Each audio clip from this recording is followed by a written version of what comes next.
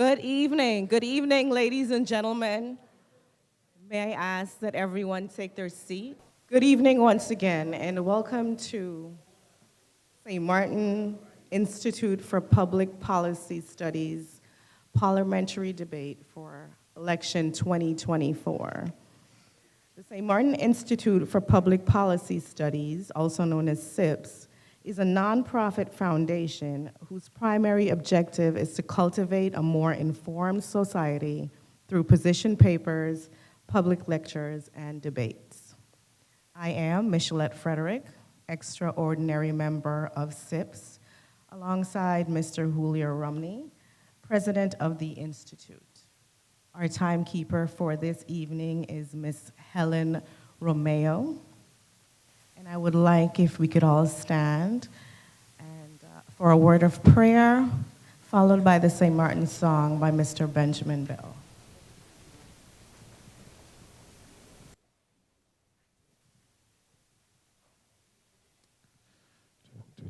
Let's all bow our heads.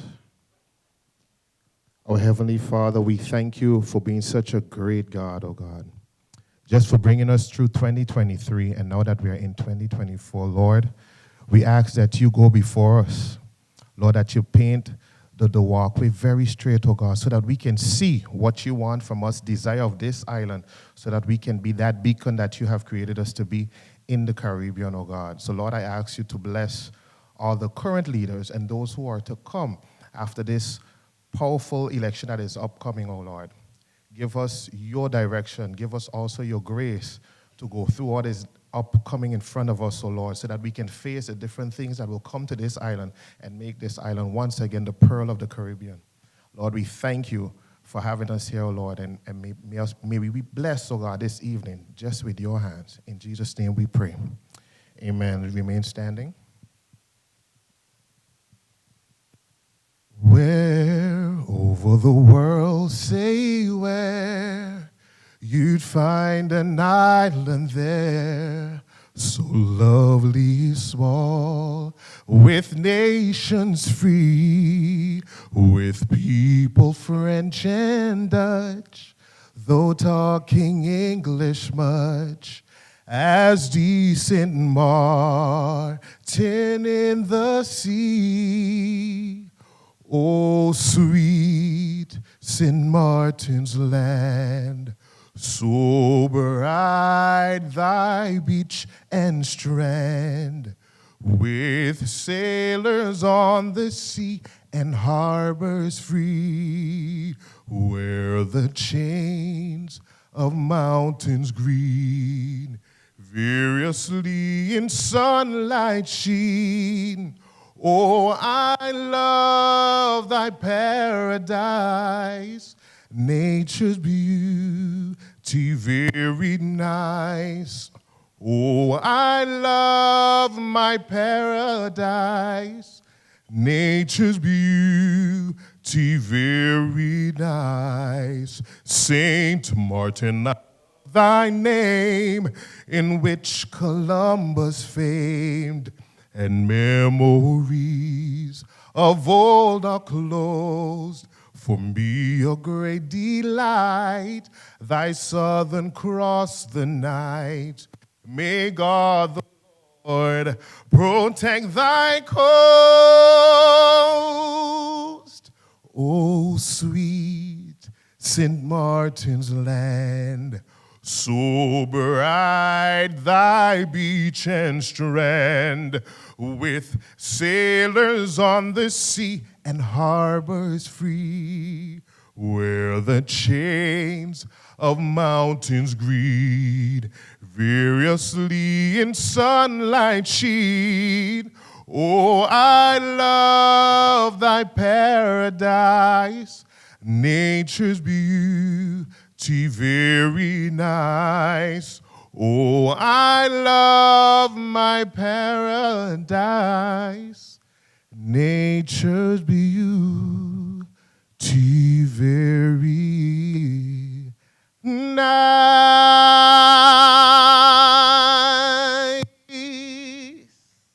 God bless you.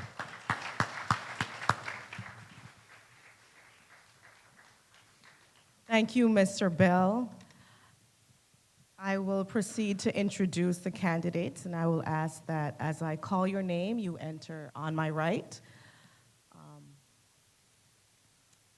I will call in the reverse order of selected number in which they will appear on the election ballot. Ms. Sarah Westcott Williams of the Democratic Party.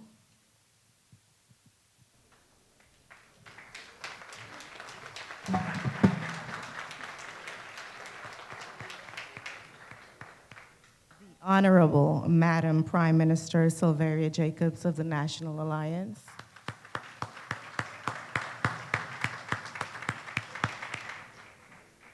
Dr. Luke Marcelina of the Unified Resilient St. Maarten Movement.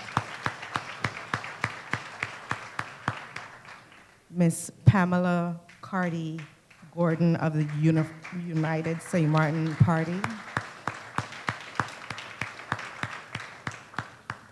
The Honorable Member of Parliament, Ms. Melissa Gumbs, Party for Progress.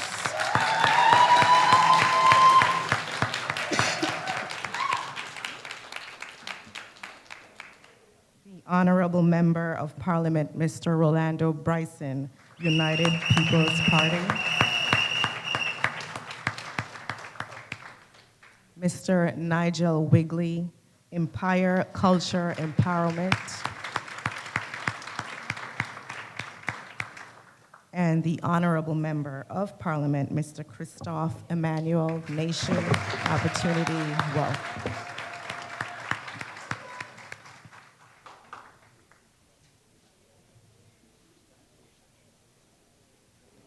The debate's format is as follows. Each party leader will make an opening statement of no more than 2 minutes. Questions will be asked by the moderators with additional selected questions from the audience and online viewers. Audience questions will be allowed during the last 30 minutes of the debate, and we ask that the audience keep their questions to 30 seconds. Party leader responses should be no more than 1.5 minutes. The timer's light indicates when your time is up, and we ask that you kindly respect the timing. At the discretion of the moderator, each party leader will be given an opportunity to respond to another party representative, more so if a direct reference was made to him or her. At the end of the debate, party closing statements shall be no more than 1 minute each. Party leaders and audience members are strongly encouraged to focus on the issues, not personalities. No personal attacks will be allowed. The audience is asked to keep their applause to a minimum and not to applaud while questions are being asked and answers are being given. This is so that everyone can hear what is being said. With all present, and those listening via media have eagerly awaiting this event. So, without further ado, let's get started.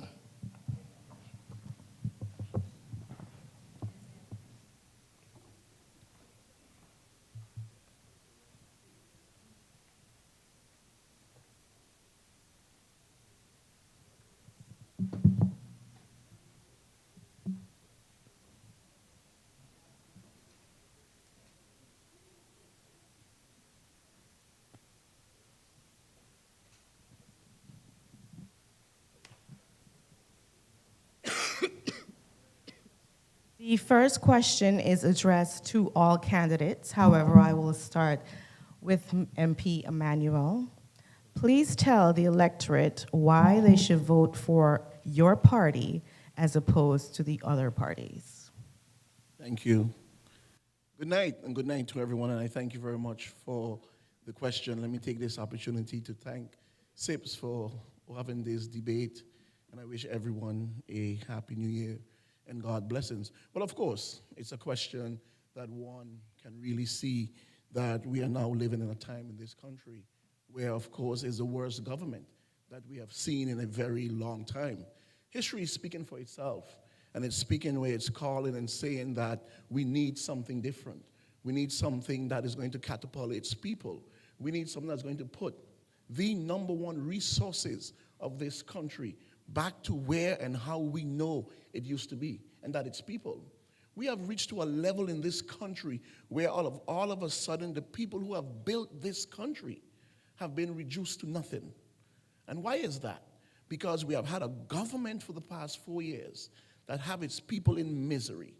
In misery. We have gone through Hurricane Irma, we have gone through COVID, and now we are dealing also with a hurricane that no one expected to be this way.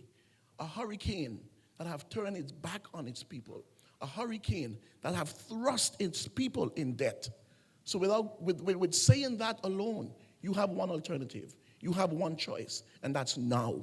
And I'm encouraging the people of St. Maarten to make history and send a resounding message that no longer and no more would you have a government and a leader or leadership that will say they have no choice. Our backs are against the wall, and they take it out on its people. They take it out on its people, thrust its people in hardship, grow in poverty in this country. Just look at the island that was once loved. Just look at it. It's without a doubt that St. Maarten is in a bad place. And it's in a bad place because of this government.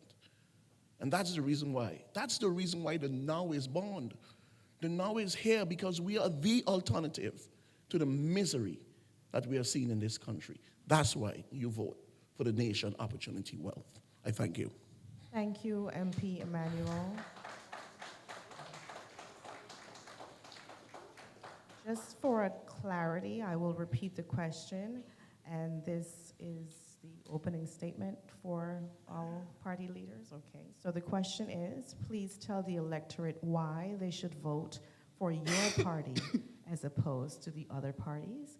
Mr. Wigley. Thank you for having me. As you know, my name is Nigel Emmanuel Wigley. That's initials N-E-W, so that's new.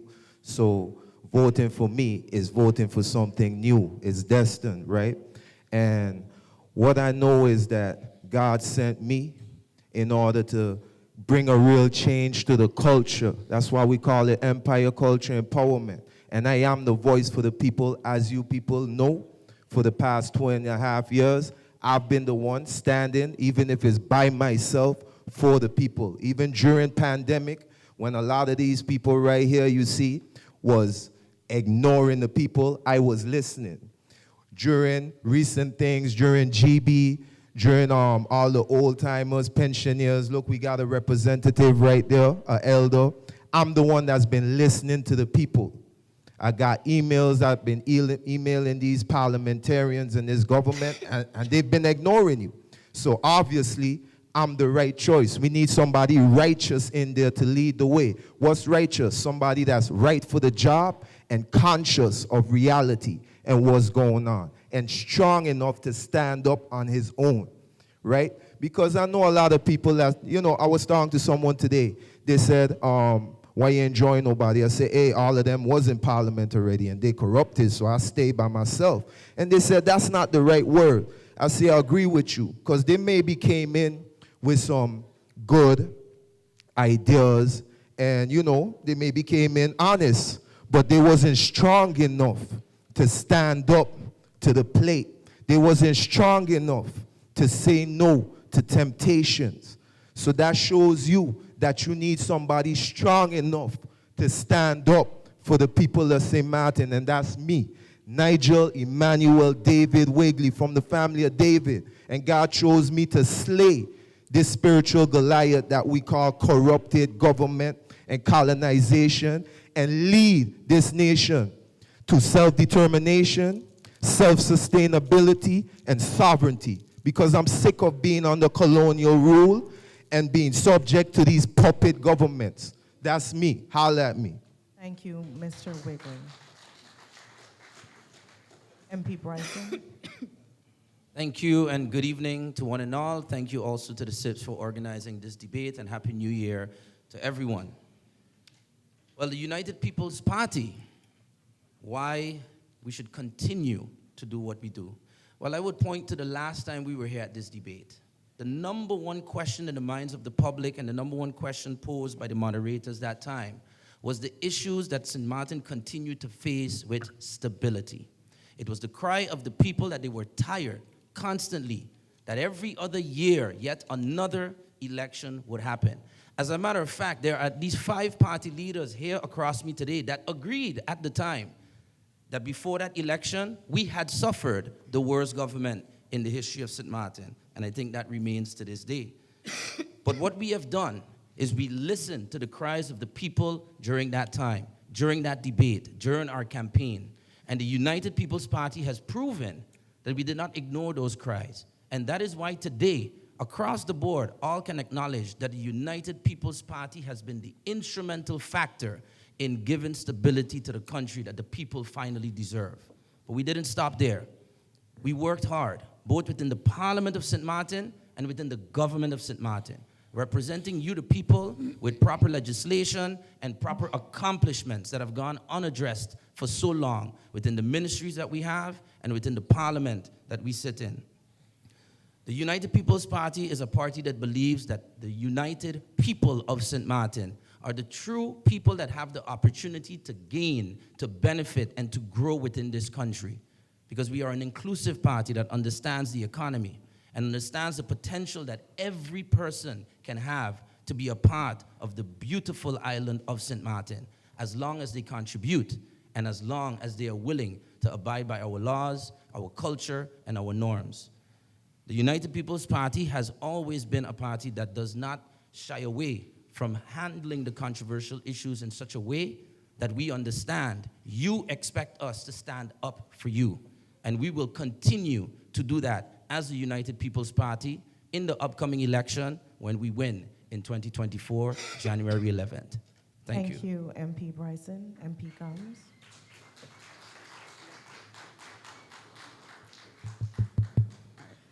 Good evening, everyone, and thank you as well to SIPPS for organizing this debate, and Happy New Year to those gathered here today. As a people, we have a long political history where we've had to accept a minor dose of good deeds with a heaping spoon of questionable actions. And that's what's brought us to where we are today. From Island Council days to 10-10-10, many of whom come from parties that have been here since then. As a people, we've elected persons who talk a good game, but at their core lack good character and integrity. These are things that cannot be taught. You either have them or you don't. I want to make it clear as well that knowing that something bad is happening and not doing anything in your power to fix it is as worse as doing the bad thing itself. Complacency equals consent. Since 2020, myself and MP Peterson, as the PFP faction in Parliament, have worked tirelessly to combat this failure of accountability that we've seen in repeated governments before we were a country and since we've been a country. Regardless of what anyone says, that is the most important task of Parliament, making sure that government is spending your money properly, that they're being open and transparent with you. Even though we were just 2 seats in opposition, we could have done what previous oppositions have done. Scheme to throw down the government, take their place, and then take credit for projects that we threw them out of government for. That is what happens when you have people who see a title and think that their responsibility begins and ends at holding that title. That's what happens when others elected to execute the same task prefer to say, yes, sir, when even black and white evidence shows them that things are not all right. The PFP faction has tried to correct that wrong, that lack that is in St. Maarten. Stability is a commendable accomplishment that this coalition has not stopped shouting from the rooftops. And as the faction that helped contribute to this achievement by not scheming, I repeat the words I said in my remarks at the closing of the parliamentary year. They're welcome for not being the type of opposition that they have been for the last 40 years and change. Hopefully, our example as the Party for Progress helps them believe in being a better opposition after January 11, 2024. Thank you for being here, and I look forward to the questions. Thank you, MP Gums. Ms. Carty Gordon. Good evening to everyone, and a Happy New Year to all those that are present and those viewing us at home. Why us party? Us party has proven, it have a track record, that basically whenever they are in government, they do things. They not only talk, but they execute as well. What I can say during my tenure as a minister was short, but I experienced the differences that when you are out there and when you are inside, what is the meaning of execution and working under pressure and a lot of tension. So with me as a leader and with my team backing me, which have been selected, handpicked, these are men that wants to make a change for country St. Maarten on a whole. They're not coming in, we are not coming in order for us to enrich ourselves. We are not greedy people. We are people that want the country to succeed. We want to see each and every one see the health, the wealth distribution be in a way that everybody can live a comfortable life. We have taken time to put our manifesto together. We have taken time as well to put a country plan together, because everybody talking about an existing country plan that has never been executed, because things has changed in country St. Maarten. And therefore, the country plan that USP Party is planning to execute is a realistic plan that is going to touch lives in a way that is going to be everlasting, permanently, positively. It's going to be done strategically. You have to remember, when you are organizing, when you are basically planning for a country improvement and betterment, you have to do it in layers and in stages. So our country plan is focused in doing that layered approach. We have low-hanging fruits. We have all those different steps that we want to do on a short term and a long term. It's a realistic approach, and I think USP Party is the party that is going to make that change for country St. Maarten. Thank you, Ms. Carty Gordon. Dr. Marcelina. Good night, everybody. I'm Dr. Marcelina, the leader and the founder of the URSM. I have to turn it on. Okay. You hear me better? That's right. Thank you. Good night, everybody. I would like to thank in the first place the members of the SIPPS that organized this evening. Thank you very much for this educative evening. Secondly, I'm Dr. Marcelina, the founder and the leader of the URSM. The URSM has been inspired by the crying socio-economic status of our country. And I think it's time now for us to be serious with our country. We are a party of inclusion, and we are ready to work with all political parties in favor of promoting prosperity for our people. We have, since 2010, the status of a country, but the five, even the 6 pillars that forms and validate you as a country, being education, healthcare, telecommunication, harbor, airport, and healthcare, hospital, we see that we are failing on all those pillars that actually has to be strong pillars to carry a country once you have the status of a country. I think we are in a dip with this country. We have to really shake up ourselves. We have to hold each other's hands. We have to be pragmatic, but especially we will have to govern this country now with vision. That's also the reason that the URSM initiated the country plan that we have.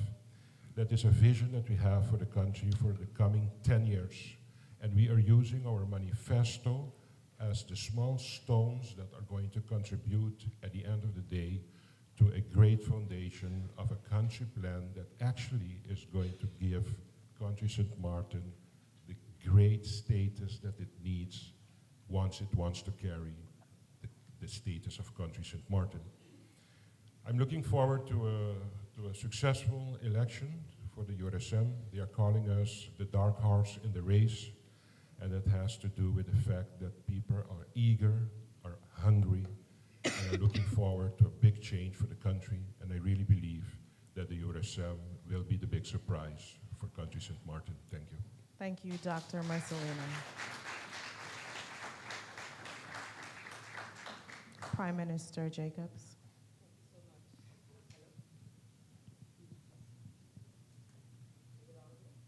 No.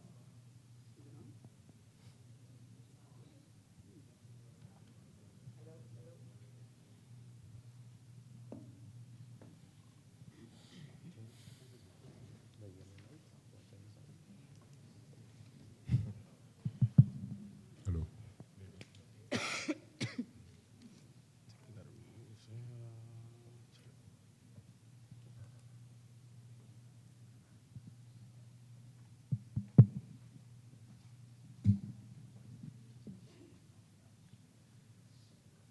I do apologize. Is that better? Testing. Testing. Thank you so much for the invitation to this debate, to give the people of St. Maarten the opportunity to compare the leaders, at least, of their parties. Thank you to the SIPPS Foundation, as well as to all the leaders for accepting this call and bringing out their supporters here tonight. A wish for a very blessed, safe, and continued prosperity for people of St. Maarten is wished from both my family and I and the team of the National Alliance. The National Alliance has a long history of always standing strong for the people of St. Maarten. We have stood in the gap as the small party that many claim to be here today for many years, grassroots, fighting for our people. Today, still the most stable party. But the difference of hard work over the years has led to now being the majority holder within the current government and as a result of the last election. And why is that? Because we have that proven record, that proven track record that despite the times that we are in government, work is executed on behalf of the people. As a stable National Alliance-led government, the first to do so in this time of country status for 4 years, it is indeed a historical milestone because as one of my colleagues mentioned, in the last election, the cry of all the people was stability, stability, stability. And today, we can sneeze at it because we did it while others didn't. It is something that is necessary to be able to move forward. With stability, there is continuity. There is the ability to actually work out those plans, great plans, that several governments before had made, and now doing so under a national development vision, which will be put into a plan by the end of this first quarter. That is the hard work of civil service together with consultants. And it took all of the governing programs of the first 10 years to be able to do that. So all who here had plans, it's a red line. We all want the same thing. It's not like when you look at the geopolitics around the world where there's a clear left and a right. But the political behavior of the past with the constant breaking of government has led to an embarrassment, us being the embarrassment of the Caribbean, and that has changed with strong leadership, with ensuring that we had a solution-oriented approach while dealing with the worst possible circumstances that none of the others can claim to have gone through, experienced, and brought us out of. None can dispute this. We've been able to execute much-needed investment, we've been able to ensure employment, and we've been able to ensure that the people of St. Maarten have the final say. So that's why you should choose NA. Thank you, Prime Minister Jacobs. MP Westcott-Williams. Thank you so much for the opportunity. Is the mic? Yes, it is? Okay, thank you. Thank you so much for the opportunity and congratulations to SIPPS for organizing this leaders debate here this evening. Allow me to extend to all of you here, those up on the podium as well in the audience, a most happy, prosperous, and healthy 2024 to all of you, to the entire St. Maarten. I want to use this opportunity to apologize to the persons who have headed to and are heading to the St. Peter's area, where the Democratic Party is supposed to have a public meeting this evening. My apologies, has to do with the fact that the meeting will go on, but it will start a little later than we had anticipated. How does this podium look to you, the audience? While I can't see it from your perspective, I do know that what you are seeing here this evening is a 50-50 leadership in terms of gender. 4 of us here are women and 4 are men. I have participated in many elections when we were nowhere close to this kind of equality. And so I commend my fellow female leaders for having taken a stance and leading a political party on St. Maarten. I bring you again New Year's greetings to all St. Martiners. No segregation based on race, ethnicity, color, or anything else. Not the black man down the street or the white woman up the hill or the yellow one across the road. St. Martiner is St. Martiner. 4 years and some few months more of the NA up government is coming to an end. And it was bad enough with the COVID pandemic early in the term, but this government's fate was sealed with the fall of government in June of 2022. The promise to review and adjust its governing program based on the support of 2 other members of Parliament never materialized. And since then, the people have been left in the dark and government has been hiding behind a lot of fluff. Thank you, MP 𝒚𝒂𝒄𝒉. Oh, that was...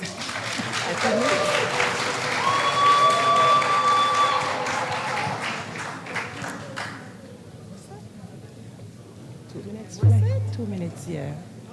It was red. Just in order for us to get through as many questions as possible, I would like if we could pay attention to the timer. When it's on red, we're asking you to round off your statement. I did let it kind of go because I understand, you know, we have a lot we want to say, but if we could respect the timing, I would really appreciate that. The next question is to Mr. Wigley. As the newest party leader on the stage, what new qualifications and qualities, including political ideology, if any, do you bring to the political development of St. Maarten that you obviously did not see in another political party, that you sought to start your own political party, even as it meant being the sole candidate on the list? Well, that question answers itself. Everybody could look around. You don't see people in here, so clearly there's no transparency. Clearly, the people's voices is not being heard, and according to certain parties here, they say they listen to what the people say, but they don't. All I see here is a bunch of members of parties that's the leaders up here, you know what I'm saying? So this is what I'm trying to bring. I'm trying to bring a new culture where we teach our youth about reality, about what's going on, where we don't trick our youth just for money and greed. I'm trying to change the culture because I know when I was growing up, the way governments get in power is because of bribe. There's a lot of vote buying going on, so nothing really could change because it depends on the type of money. So what I was trying to do, why I started EC myself, first of all, I didn't want to join the crooks, but secondly, what I was doing is showing the people that you don't need money to make a change. You just need the Almighty Most High Yah. That's why he calls me the Yah chosen son. You don't need money. You just got to stand strong on your square and things will play out the way it's supposed to be. Because when the righteous is in power, the people will rejoice, be happy. But when the wicked rule, the people will suffer. That's why you see the people suffering right now. Instead of a Christmas gift, They got cut-off notices from GB 5 days before Christmas. And none of these parliamentarians here made a meeting to take care of that. So who's going to do that? Me, if I'm elected. Holler at me.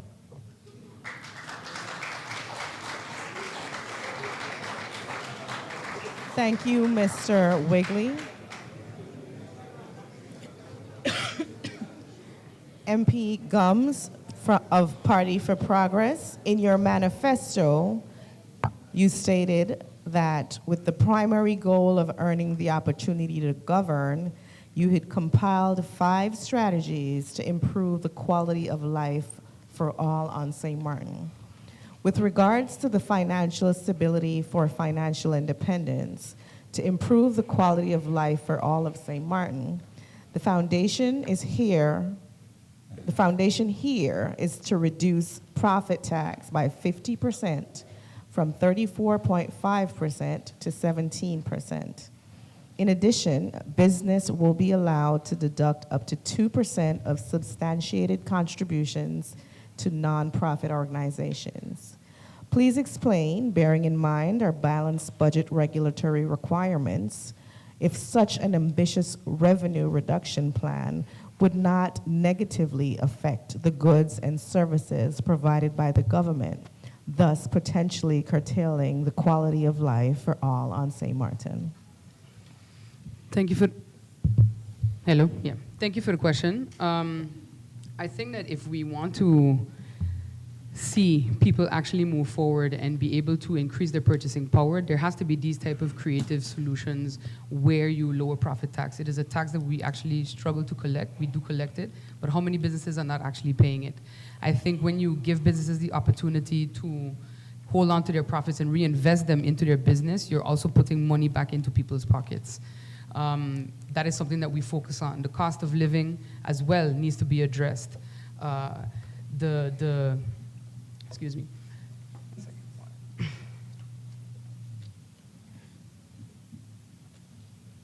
The cost of living also has to be addressed. And there are other opportunities as well where government can focus on bringing in extra revenue. For example, Airbnb has been something that is talked about quite often, but we've not seen the needle move on that. When last we've asked questions about it, sometimes you get a response, we can't reach them. I don't understand how that's possible. The Friend site seems to be able to reach them just fine. So I think that we need to stop making excuses and find creative ways to actually build additional revenue streams for the country by going after what is essentially low-hanging fruit.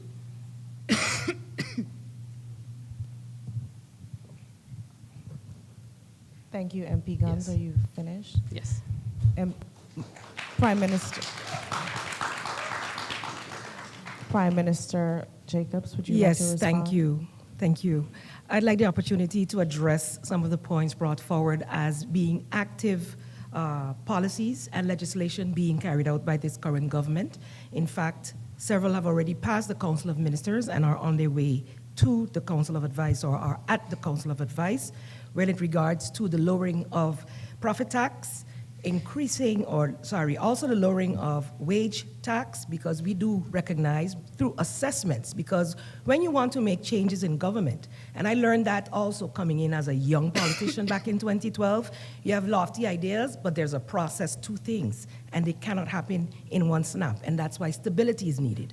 So the legislation is already on the way, thanks to our Minister of Finance, to lower personal income, wage tax, as well as profit tax, thus creating a broader tax base, and by the fact that we have to streamline our taxing system.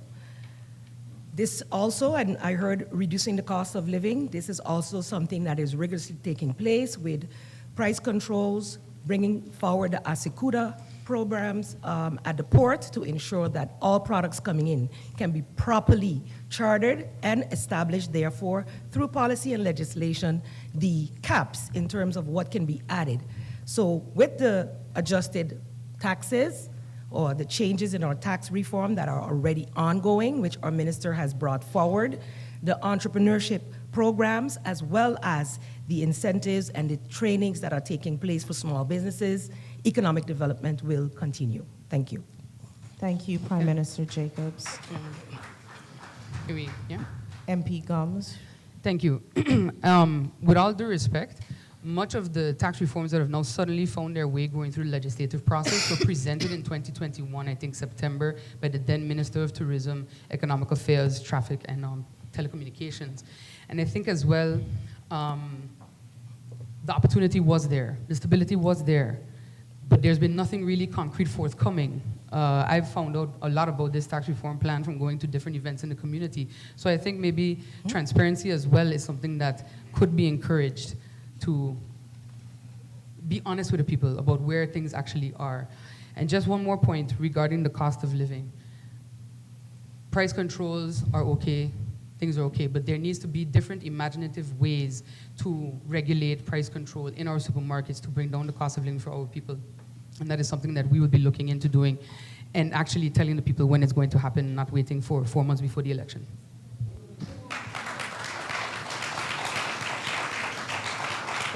Thank you, MP Guns. I do believe MP Bryson had a response. Thank you. I would like to comment on this issue of the Airbnb. You see, it's sometimes very easy from the opposition benches to say something simple like, but just call Airbnb and collect from them. But when you understand and read the legislation, let's not take my words for it. I have a letter here from the SHTA as a result of stakeholder consultations, because you don't just talk amongst your friends to do tax reform, you consult with your stakeholders. And the SHTA said, and I quote, after consulting St. Maarten tax experts, your assumptions, Rolando Bryson, that Airbnb dues collection via law is a complicated matter and seems not to be overstated. The next to the legal changes, the dimension of Airbnb being a foreign entity also comes into play, which your draft legislation addresses. That is what a member of parliament is supposed to do. If you are serious and you see an issue, whether you're in opposition or coalition, we co-legislate with the government. You cannot pick up the phone and call Airbnb due to the legal structure of our system. If you have an old tax law of the hotel tax from 1964, when Airbnb wasn't even a thought, legislation is what has to change. And that legislation is with our stakeholders, is with the SER, and will be completed. So once and for all, we can streamline the hotel taxes and ensure that the tourists coming to our country are contributing to our people. We do not need to continue to raise the burden on our people when we have millions of tourists between cruise and air and transit that are passing through our country that would be happy to contribute properly. Not the lowest hotel tax in the Caribbean, but raise it to the way it's supposed to be. But it starts with us, members of parliament, pointing at ourselves and our role rather than just simply pointing at the government. Thank you, MP Bryson.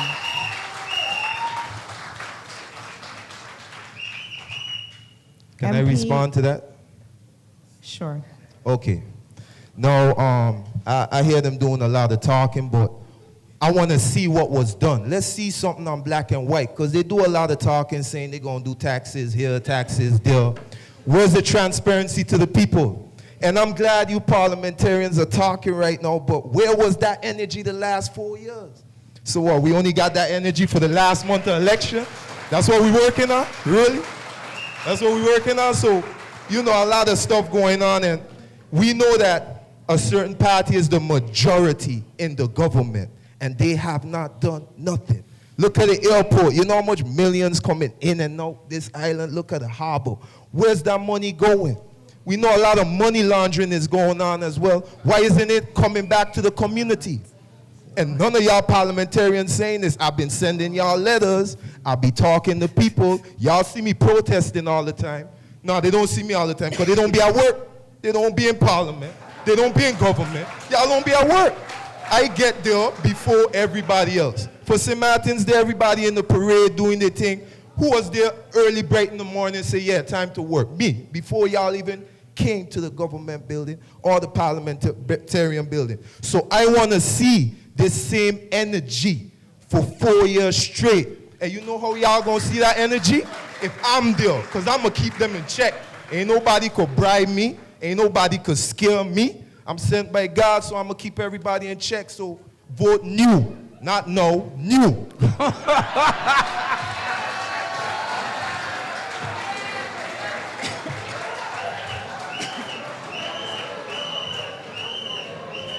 Thank you, Mr.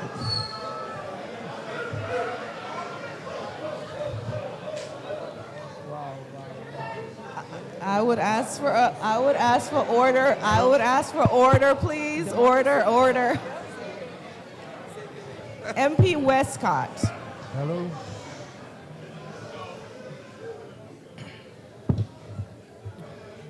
MP Westcott.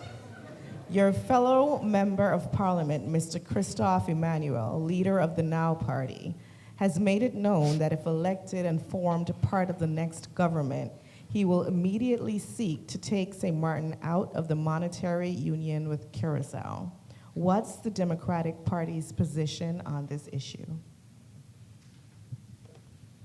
The Democratic Party stood at the cradle, so to speak, of the formation of the monetary union. Theoretically, this was supposed to be a union that worked on the basis of equality between the two countries, recognizing, notwithstanding our size, the importance of St. Maarten for any monetary union. Over the years, however, we have seen where that equality basis of the monetary union has not always been upheld.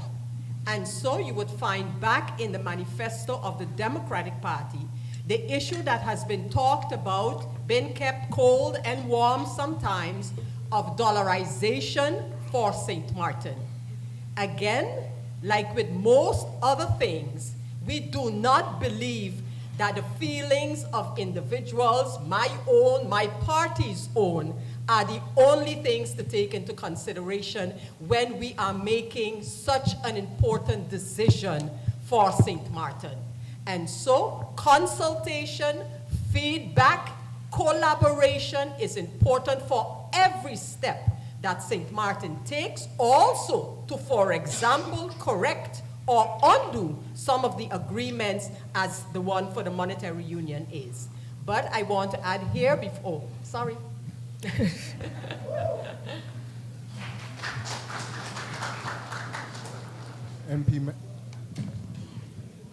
MP Emmanuel, do you care to May I say your something? position? Can you repeat the question? You can respond. Can you repeat the question?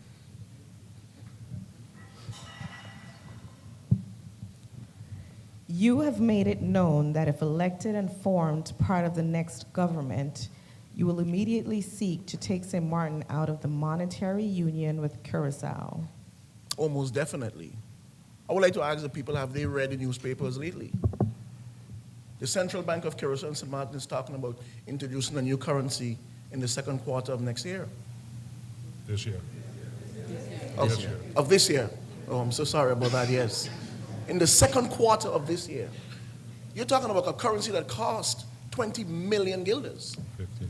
Have any one of us been consulted on this? What is the added value? What's the added benefit of being part of the Central Bank of Curaçao and St. Maarten? What it is exactly are we getting from it? Have you listened to the president of the Central Bank, Mr. Dornbush, when he make mention that there's equal representation? Where is the equal representation? What is the added value? I have said it once and I've said it over and over. It is time that St. Maarten owns its own.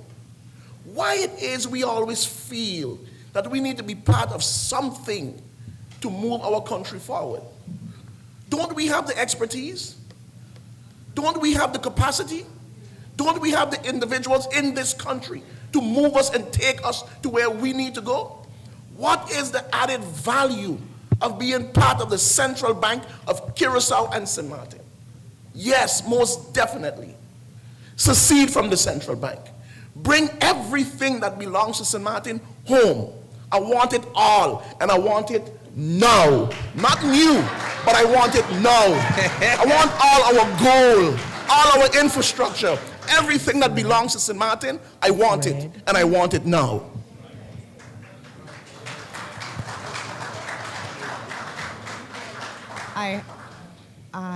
A couple persons would like to respond or address. I will start with Ms. Pamela Gordon.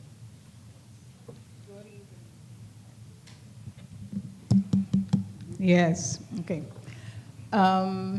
My opinion as the US party, leader as the US party, St. Maarten, Curaçao, and Aruba has always been together. The three countries has formed a bloc always and stand strong when it comes in negotiations with Holland. I still believe that St. Maarten, as much as we have our own professionals here in St. Maarten, and we have our own professionals in country Curaçao and Aruba, the unity is what makes us stronger. When things have to be done, it has to be done in a certain sequence. Yes, we want, at the end of the day, for St. Maarten to stand on itself, but it has to be done in a way where we can see that we are going to be standing strong as a country. It sounds good, but it has to be done in a layered approach. Of course, everybody wants independence, but it cannot be done in a way just haphazardly. At the end of the day, the three countries together has always been a bloc against Holland, and it is necessary.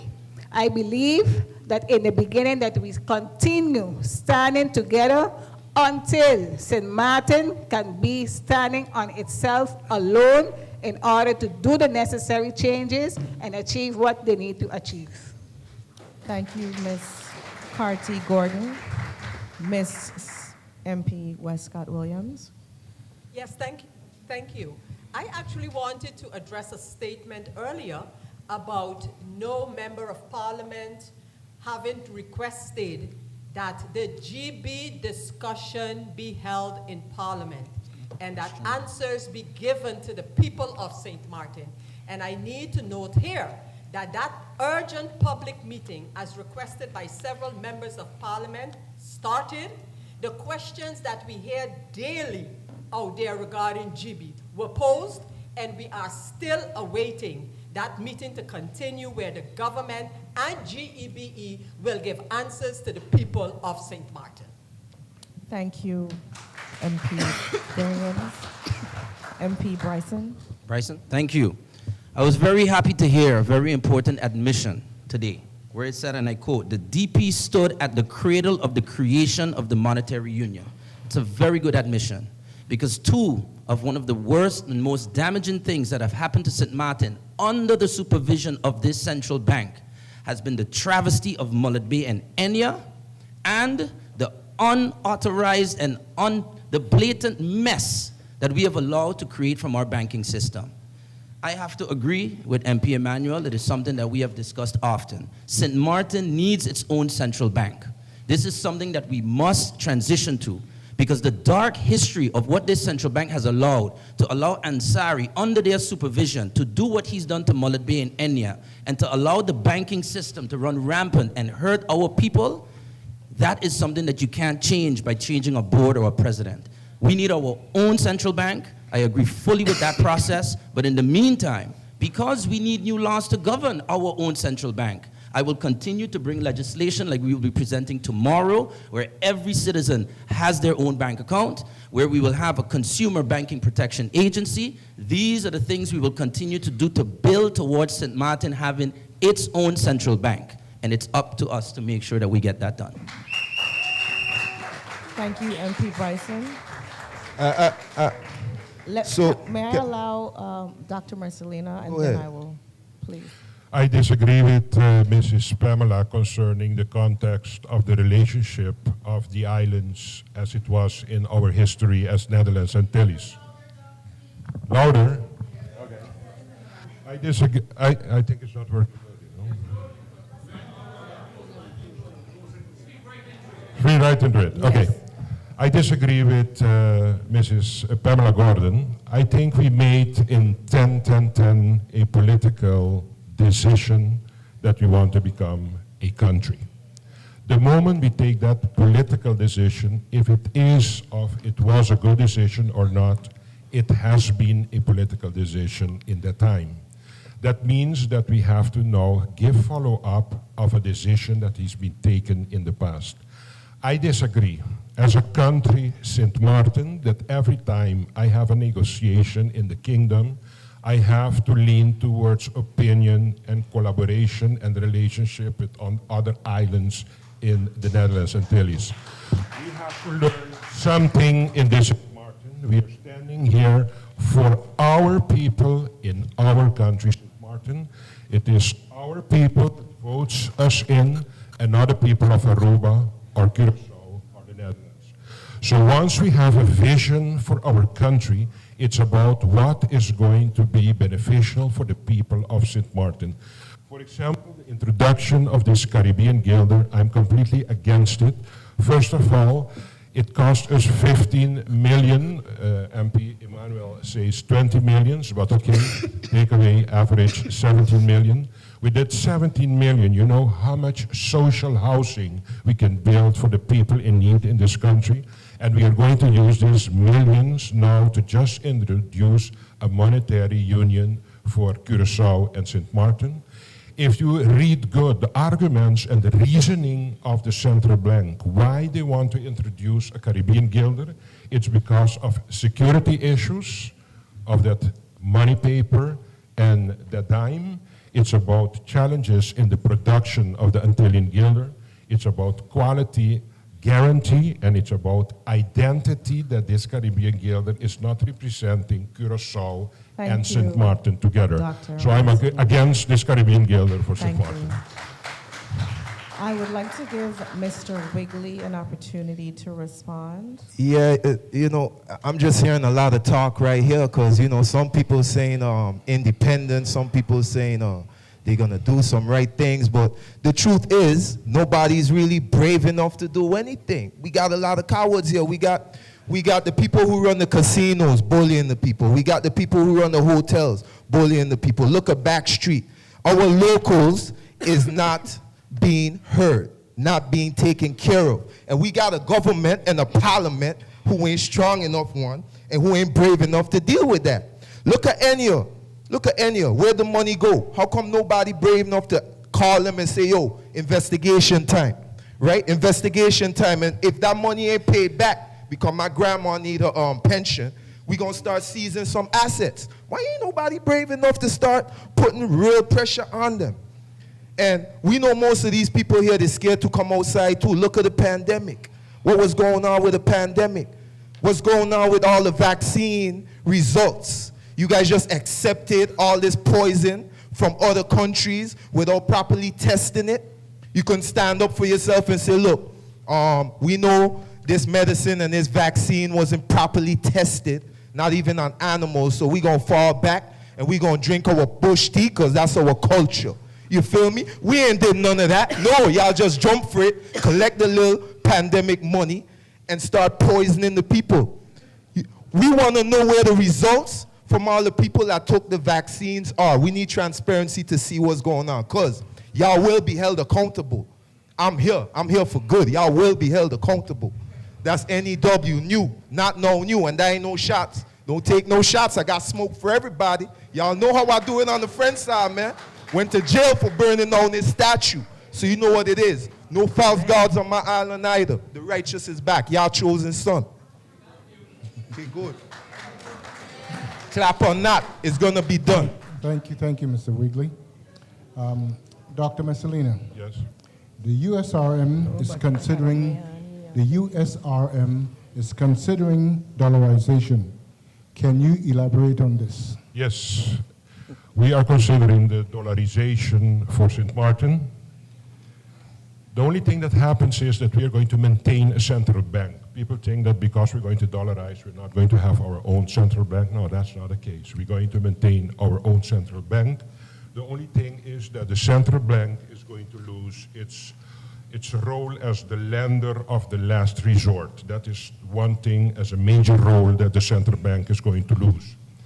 Secondly, the central bank that we will get then will have the task to, for example, have a code of conduct in supervision of transactions that take place in this country.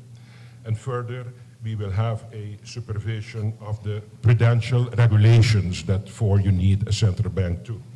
And we have to have some payment oversight as function of the central bank. and also we have to be able to manage in crisis situations. We will have to have a central bank. A lot of people is very, very scared of the introduction of the dollar in St. Maarten, and the reason therefore is that they think they're going to introduce inflation in St. Maarten. That's not the case. For example, we're going to buy in our Coke cans in Puerto Rico. We pay them in dollars, and we sell them here on the local market also in dollars. So if you pay it in dollars and you sell it already on the local market in dollars, there is no space for inflation by introduction of a dollar as the official unitary monetary union for the country. So we think that the dollar is going to serve very good country St. Maarten. Thank you, Dr. Marcelina. The following question is for Madam Prime Minister. But we wanted to, nobody rebut on this question. I wanted to react. Please do, I apologize. Can I as well? I didn't get a chance to react on the one before, and I was raising my hand. I wanted to say something on what Dr. Marcelina was stating about the previous question, the previous answer that he was giving, and that he said that he's not in agreement. 10-10-10 came. Everybody asked for 10-10-10, but nobody didn't do the necessary preparation for it. So basically, the country was not prepared for it. And it's the same thing is going to happen. You have to do things in a particular sequence. The talking of going into something has to have preparation before it happens. The dollarization, just like anything in St. Maarten, country St. Maarten, we just talk something and then we don't do the necessary preparation in order for it not to affect the people. Just like anything in Holland, you had the time when it was the guilder, the Netherlands guilders, it switched over to euro. What happened? The salary stays the same and it just switched the valuta, the currency in front of it. So basically the people then was getting less for the money. So if we are planning to get St. Maarten into a dollar economy, legislation and price control and other things that are in place in order to safeguard that the buying power of the country, of the population, can be used when this change happens. It sounds all nice, but things have to be done in a particular sequence, and things take time before it reaches to the point that we can switch over. Thank you, Ms. Carty Gordon.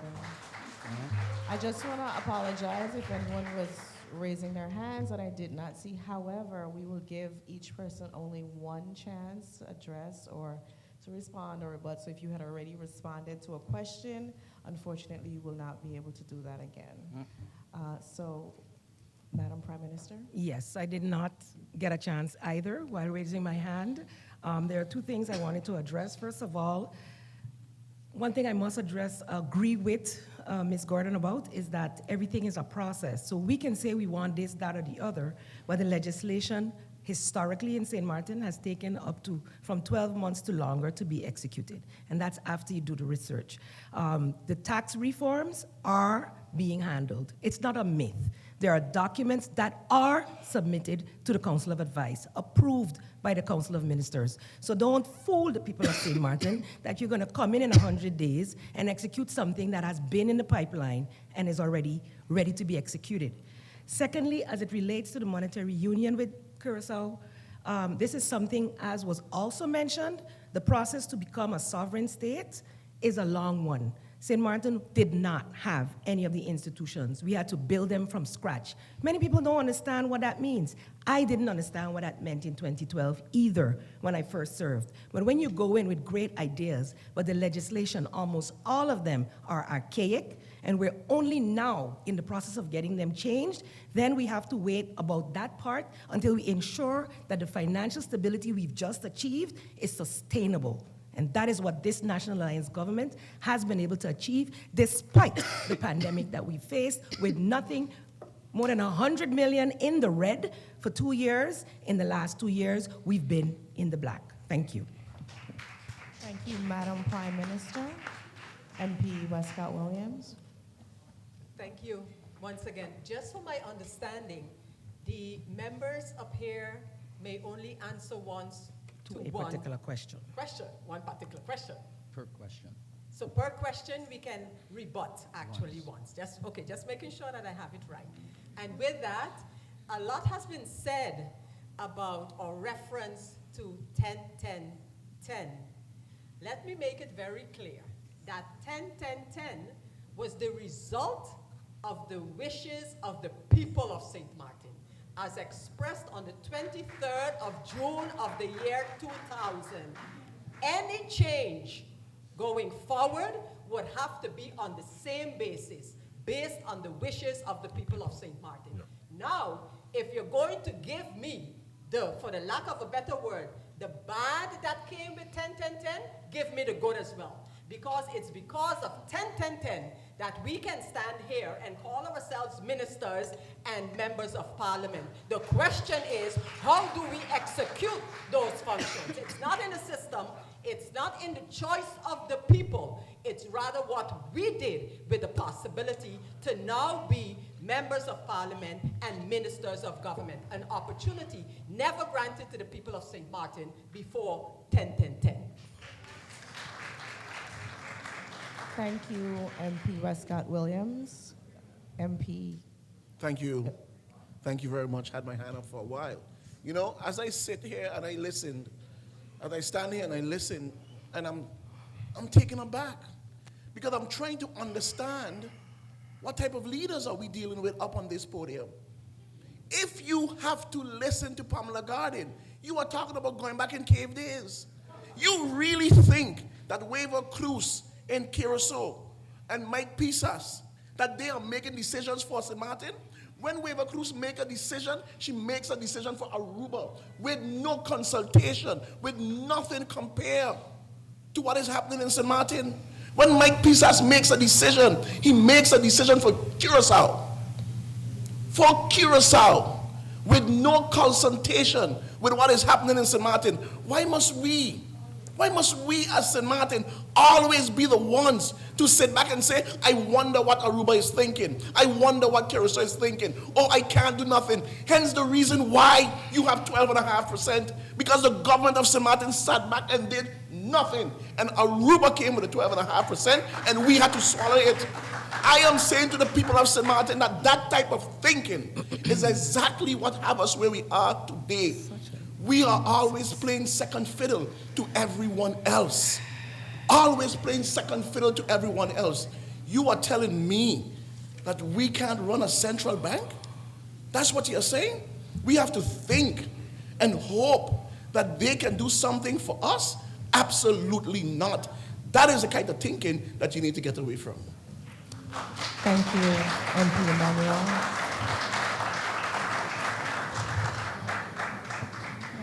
Ms. Gordon, I do believe you responded to that question already. I'm sorry? Yes. I do believe you responded to that. To his question? Is the same question? Yes. Yes, It's one question, everyone. Okay. All right. I didn't respond to Sylvia. May I move along? Did someone not respond to that same question? Oh, it wasn't a new question to Prime Minister? No, oh, it's the okay, same understood. question. Okay, I didn't understand that. Because I would have wanted to respond, but that's okay. No, I do apologize. If a question is posed to someone on the podium, if a question is posed to a candidate and someone else wants to respond, each candidate has an opportunity to respond one time. So it's not like a back and forth, so that we can just keep it moving along. Is that clear? One more question. Yes, Madam. Isn't it also to the person who was stated the question initially, the opportunity to have the final say, though? Wasn't that in the rules? Not according to Mr. Rumney's rules. I can confer with him when he gets back. What it was is if, for example, Dr. Marcelina addressed Ms. Gordon directly, then that would be an opportunity for her to respond directly. I can always ask Dr. Rumney to make sure that we have fairness. So in the case that MP Christopher Emmanuel direct himself directly to Ms. Gordon, don't I have the opportunity to respond? I was rebutting. He just made a statement, and that was already a response. Okay. So I will have Mr. Rumney clarify. But as I was told, if I address a candidate, each other candidate has one opportunity to respond to that same question. If a candidate addresses another candidate directly, that person has an opportunity to respond. Is that clear? And I do apologize for any confusion. Is it okay if I move along? Thank you. But then basically that Pamela should respond. Madam Prime Minister, in light of the recent statistical information released by the Department of Statistics, indicating that some 10% of the population have no formal education, please let us know, if returned to government, how will the National Alliance address this dire illiteracy problem? Thank you for that question. Being an educator myself, and that being the main reason why I entered this field in the first place, running in 2010, education is at the core of a country's success. And so, indeed, we must invest in ensuring that our education system meets the needs of today's learners. This was something that was already the case before. Previous, let's say, goals was to ensure that you have at least an associate's degree within our society. And if you compare the statistics from the last time to now, there is an increase. But now the reality of what's needed in the workforce is much higher than that. And so in preparing to have a resilient country, you mean you must build your people. So more investments. Yes, we subsidize almost all the schools on St. Maarten, but the system itself is based on a very old model which requires major changes. I can acknowledge that. While we started to do some of them, not all have been executed, and funding has always been a problem. So ensuring you have the economic development to be able to sustain what we need in education and all the social ills we have, that's the balance we need. So ensuring the financial situation that we have now continues and is sustainable will ensure that more investments can be made in education, in ensuring early education can be subsidized. That legislation is also in the pipeline to be finalized. And then we will be able to have more investments also in after-school programming, which will give more students opportunities to be better citizens, to contribute to the development of St. Maarten. Thank you, Madam Prime Minister. I just want to make a statement on what the Prime Minister just said. We have to realize very good that we are a young country, and we made a mistake since the beginning. We never defined the level of education that we want for country St. Maarten. I will give an example. We have now 13 years bringing all kids to school. After 13 years, and we take all the years before that, today, if I need a nurse in my country to help my people, I have to import a nurse from the Philippines, Suriname, or from the Netherlands or Curacao. That means that we are busy with an entertainment on educational level to keep the kids going without asking ourselves if we are doing something to adjust these educated kids to the necessities of the labor market of our country. And as long as we don't fine-tune what we are doing with our kids on education level to the necessities of the labor market, we're going to remain staying on the level that we are here without a progress for the country. Thank you, Dr. Mr. MP Westcott-Williams. Thank you for the opportunity to address this question. The fact is that St. Maarten has always boasted, been able to boast of a high literacy rate. So when the results of the census show that 10% of the population do not enjoy formal education, the question is, what part of our population does not enjoy formal education? And does it not tie in to immigration? Because right now, the immigration policies as being executed are unclear, and because they are unclear, they are unfair. And persons are falling through the cracks, not only where education is concerned, but also where health is concerned. I don't think it's the St. Martiners necessarily who lack such a large percentage of formal education. But remember, our population is broader than the St. Maarten group. of persons on this island. Thank you. MP Westcott Williams. MP Madam Carty-Garden, did you raise your hands? Please go ahead. When it comes pertaining to education, and coming back to what we in Curacao does do with our children is we put them in a better position by leaving them know and learn more languages than what is only English.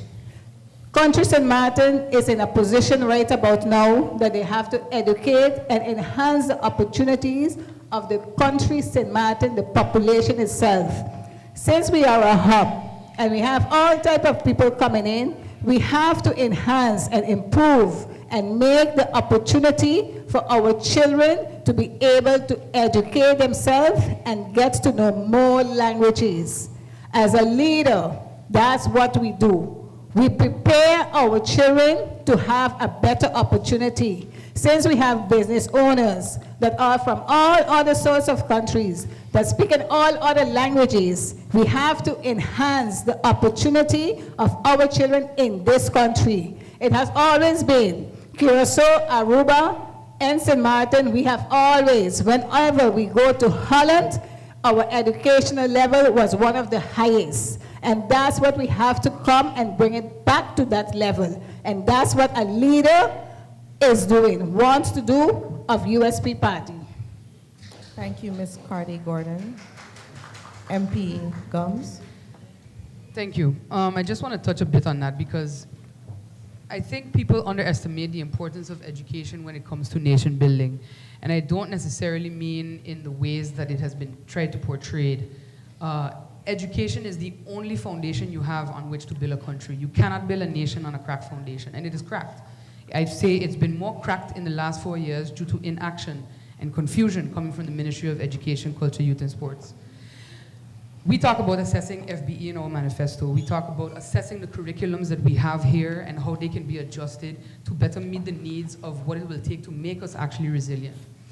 I've participated in webinars where even other islands are saying that CXC needs to evolve. CXC here is actually very much stuck in the back. There are programs that could be put in place for agricultural science, for example.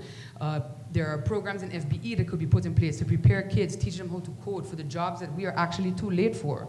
And I think further to that, instead of changing something entirely, you also need to look at, are we actually implementing it correctly?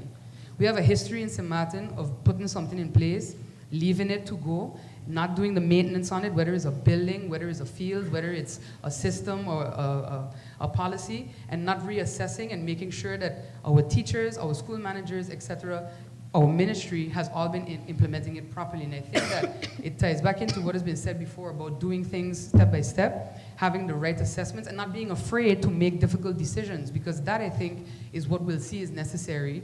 Tough decisions that may be unpopular, but they are the right way to go. Thank you. Thank you, MP Gums. MP Emmanuel, and then MP Bryson, please. Thank you very much. Clearly, this government has no clue what is needed in education.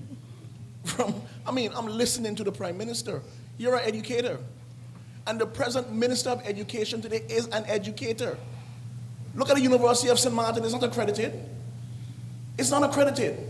From special needs to NEPA to the University of St. Maarten, what is needed is more funding. That is what is needed, more funding. You have 40% of young men in this country. Young men in this country doesn't have a high school diploma. And you have to ask yourself the question, why is that? The reason for that is because of neglect. And you can enjoy 4 years and say, yes, you were stable for 4 years, but you have to take the blows that comes with it too as well. You did nothing for education in this country in the last 4 years. You don't even have a library in this country that our young people can go to and read a simple book. When you ask the question, where is the library? When is it going to be funded? Oh, we are waiting on capital expenditures. That is what you get. But what we do very well, and I know my colleague Bryson wouldn't like this one, but what we do very well is give the building on Front Street $27,000 in rent. But we can find money for those things, but we can't find money for a library. And here you get the Prime Minister of this country. 4 years, and absolutely nothing was done when it comes to special needs in this country. Absolutely nothing was done when it comes to getting any semblance of accreditation for the University of St. Maarten. But yet you boast that I'm an educator.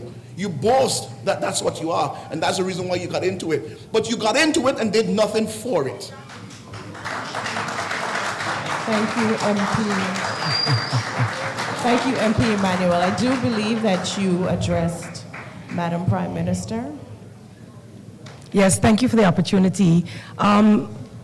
It's unfortunate that people who have experience in government speak this way because they know exactly the processes that are needed to get things done.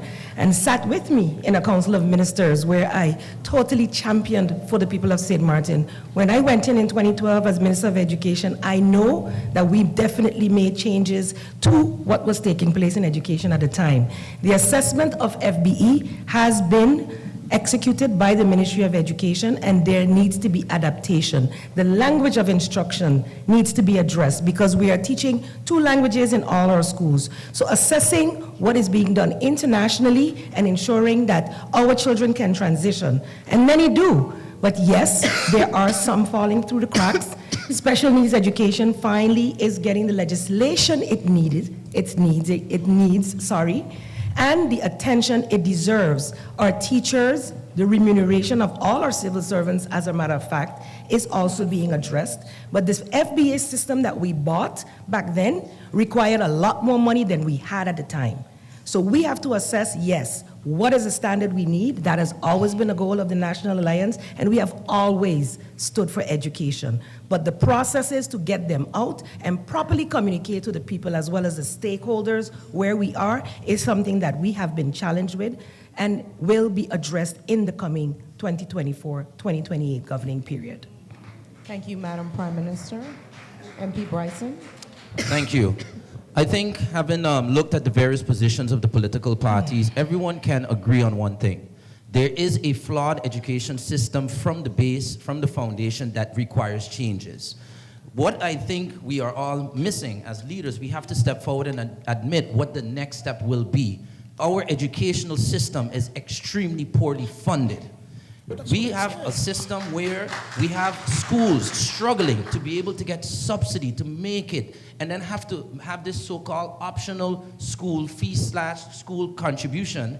And the first time, every single parliament, the budget is faced, the country is faced with a budget, you have a CFT that tells you the first thing that needs to be cut is education, culture, youth, and sports. You cannot progress as a country that way. So what needs to be done?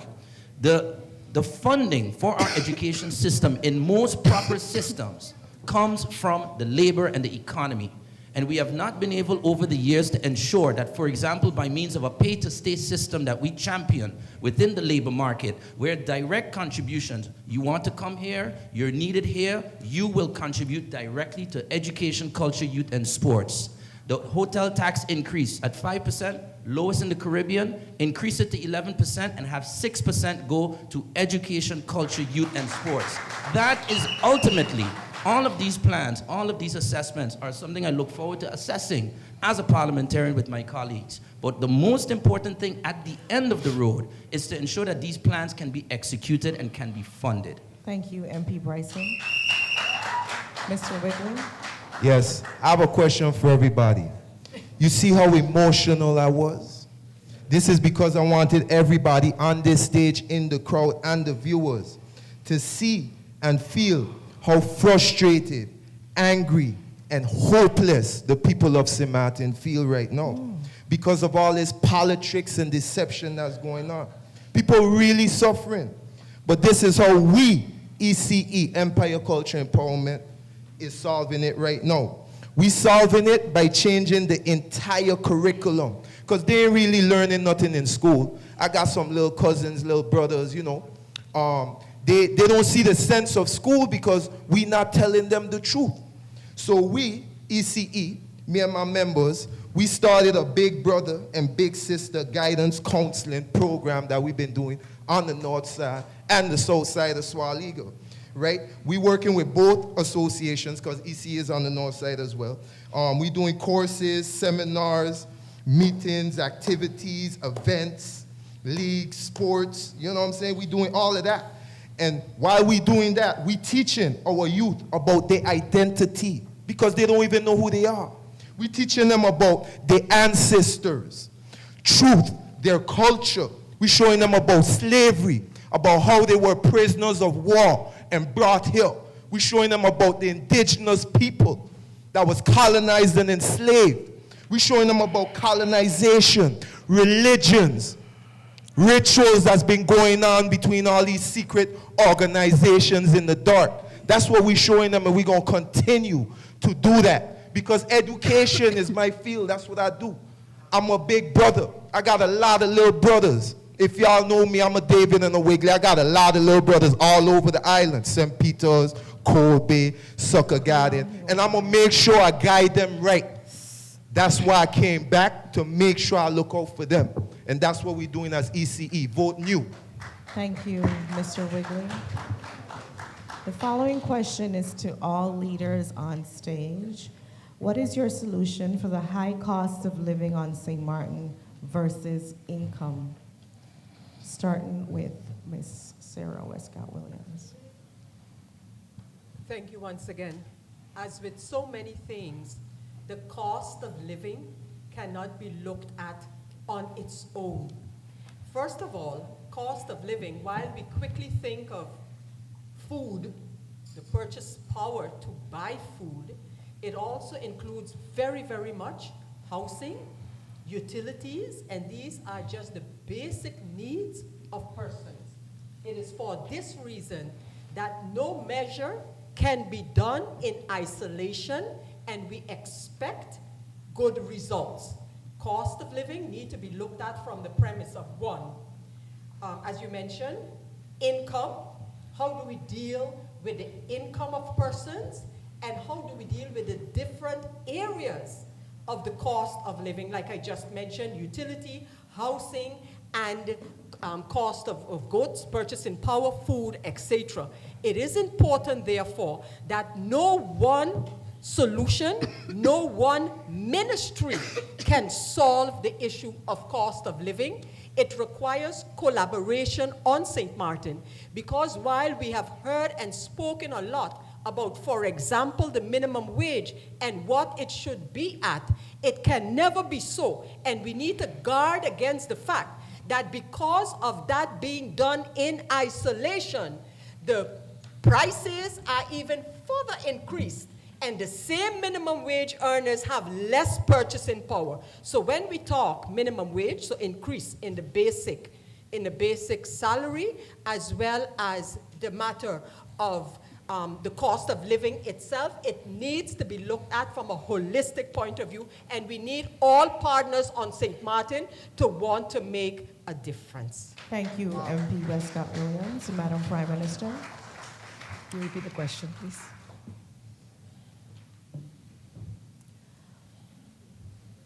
What is your solution for the high cost of living on St. Maarten versus income plight? Okay, so a lot of the statements being made by several new parties in terms of cost of living, these are things that I have marched for myself. It's a reality. The economic challenges around the world, as I mentioned before, the wars in Ukraine and now in Israel, are impacting all of us. We are importing everything we have. So we must have a proper management at the port of what is coming in. I mentioned that before. So cost of living is made up of several areas, but ensuring that there's not unnecessary increases or markups on basic goods is something that must be regulated by government. So Ministry of Justice is working to finalize that together with the Ministry of 𝒕𝒐𝒆, and with that being in place, you can then finally, with the statistics that have been executed recently, knowing your real population, take decisions policy-wise and legislatively. A lot of us talk a good talk, but to be able to do these things sustainably, you must address the legislation. You must address the policies, and it requires research That research has been done at least now recently with our census. We can use that data to address it. We've also assessed, for instance, salaries that we have in government with the market and with international standards to ensure that we are on the same page. In certain areas we are okay, but in others it is too low.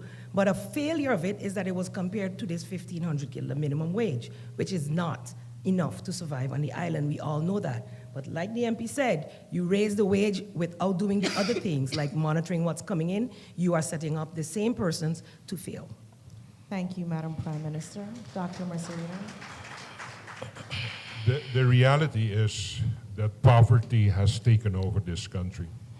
And we are making spins and rounds now around the cost of living and the low income of the people of this country. I do not believe, because history has proven that whatever we think, even Mrs. Westcott says holistic approach, we have tried all types of holistic approach already, and the only thing that happened in the years is that we became a more poor country. So something else has to happen with this country. And we are part of a kingdom of the Netherlands, and it's a rich kingdom in the world.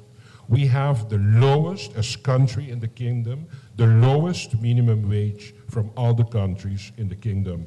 We have the lowest old age pension from all the countries in the kingdom, and we have the lowest social allowances from compared to all the other countries in the kingdom.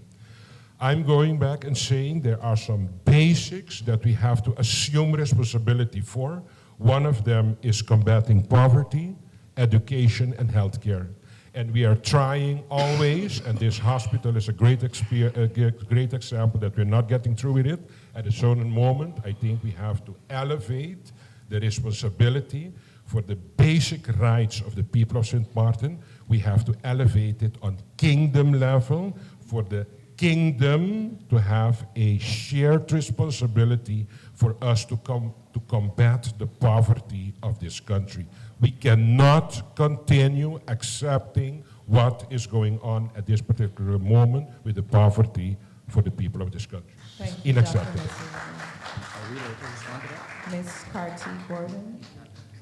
The truth is that basically, country St. Maarten has to focus more on the economy diversification in order for them to be able to generate more income for this country. When you are talking about expenses versus income, you need to generate more income, and what you have already that's supposed to be generating income, it has to be controlled, which we are lacking right about now. It's not being controlled.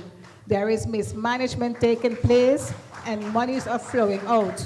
We have a lot of MoneyGrams and all those other institutions where money is going directly outside of country St. Maarten. We have to try to bring as much money in, generate more income for this country, and on the other side, manage our expenses in order for us to be in a better position. Now, when it comes to education of this, it's going to take time for us to educate the people, for them to understand as well that they on their self have to be more in tune with what is happening on country St. Maarten, and also be in tune with how their spending power is and being realistic with it as well. Being in a form that you have to live humble, but at the end of the day, if you cannot afford it, live according to your means. That's what we have to also educate our population about. Thank you, Ms. 𝒕𝒊𝒂𝒄𝒉. MP Gums. Thank you. I think we believe that first we need to focus on establishing what is the actual poverty line. I know that there have been numbers tossed about. However, is that what is our poverty line? What does it take to live here? To touch back on the central bank, they did that research in Curacao. They did not do it for St. Maarten. To establish what you need to live in St. Maarten. Most countries are moving towards a livable wage. What can you use for the necessities? Shelter, food. Internet is now a necessity, a utility that is necessary for people to actually function. And all of those things need to first be assessed to establish, well, what does it take? Aside from that as well, as Ms. Gordon-Cathy said, teaching people from all walks of life not just those that can sit in that middle class area comfortably. Teaching them how to better handle their money. Perhaps looking at mandatory pension that needs to be implemented to make sure that in their later years, people actually have funding to be able to sustain not a lavish lifestyle, but life. Not that they are surviving, but they are actually thriving. Those are the things that need to happen first. Secondary to that, we import everything. I think that it's disingenuous to talk about adjusting the cost of living or addressing it without addressing that fact. We have options where we can collaborate on, for example, the commercialization of local agriculture with our neighbors to the north, the French side. We can work with them on the basic necessities that are overpriced in grocery stores. I'm sure everybody in here knows the price of eggs right now, the price of lettuce, the impact that these global events have had on us. We don't have to go lease land in Suriname and Guyana to do these things. We have the French side nearby, we have the Dominican Republic nearby. So all of that can actually address our cost of living by making it more feasible for people to spend locally at a cheaper rate. MP Bryson.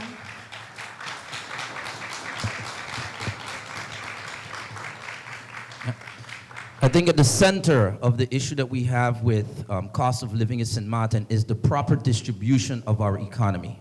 You know, it is easy to point and just talk about what we have the lowest and the lowest and the worst. I choose to look at the proper potential of the people, what we have the best of. We have the most beautiful destination here. We have very hard-working people that don't want handouts but want opportunities.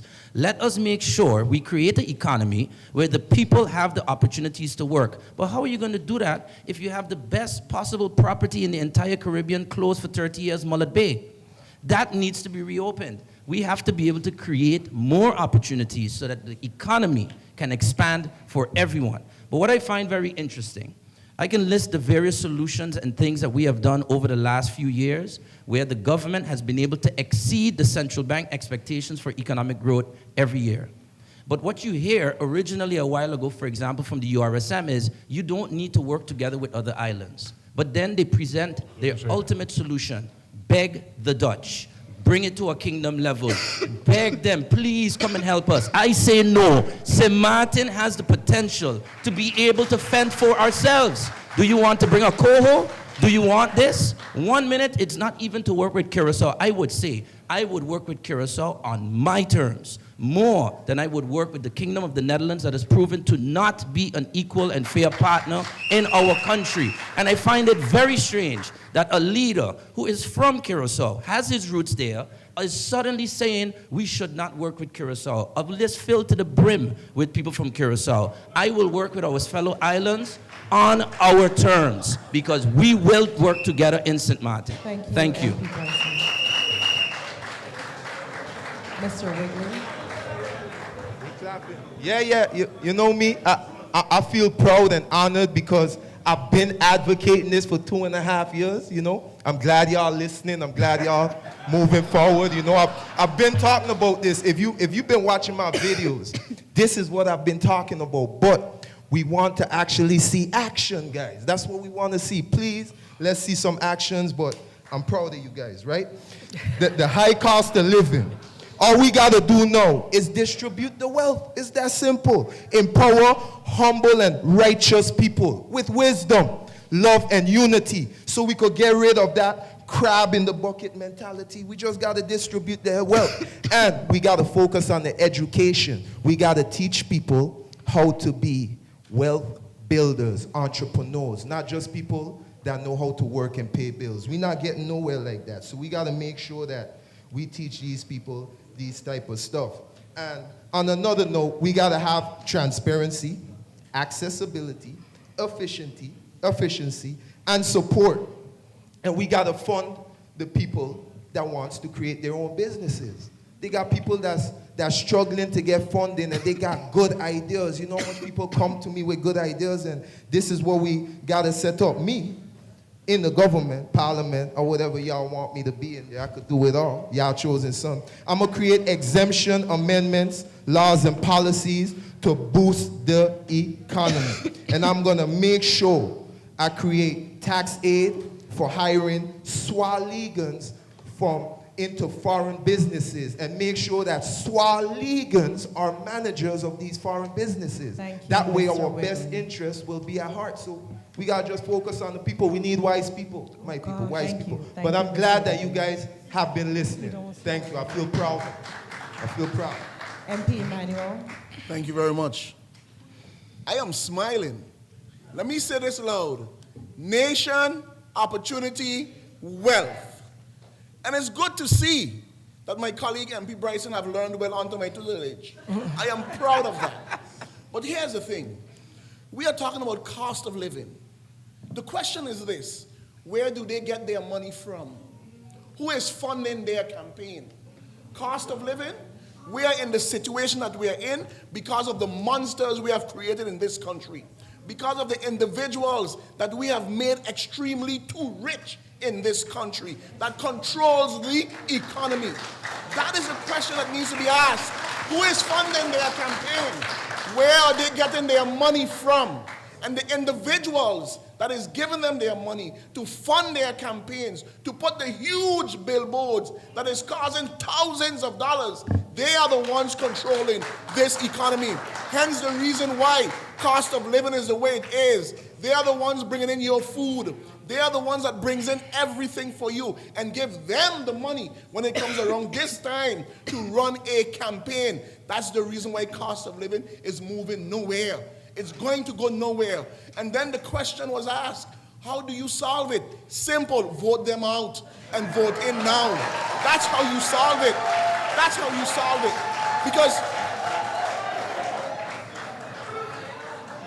Because cost of living goes hand in hand with your utility. We have a government today. The light is red. My time is up, but I'll come back on it. Thank you.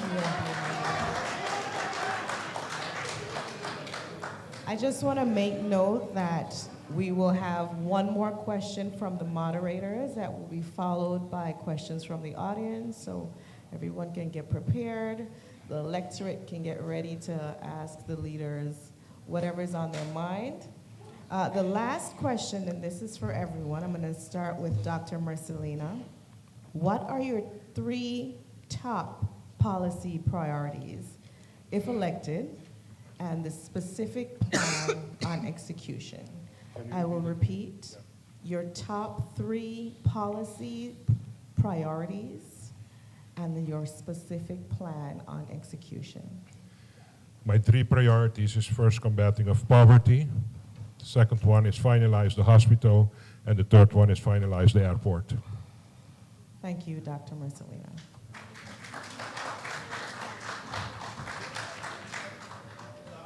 Madam Prime Minister. Thank you, moderator. I've heard a lot here this evening, and most of it, I can say, has been worked on within this government. Financial literacy has been talked about. The Ministry of Finance, and yes, you may laugh because I believe no one has looked at the National Development Vision, which has all the pillars to combat poverty, increase education, opportunities, and ensure that all people on St. Maarten have an opportunity to achieve their dreams. So the top 3 would be to continue. We have finally created the financial stability needed. All of the arrears in financial statements have been finalized, and the last one is being approved.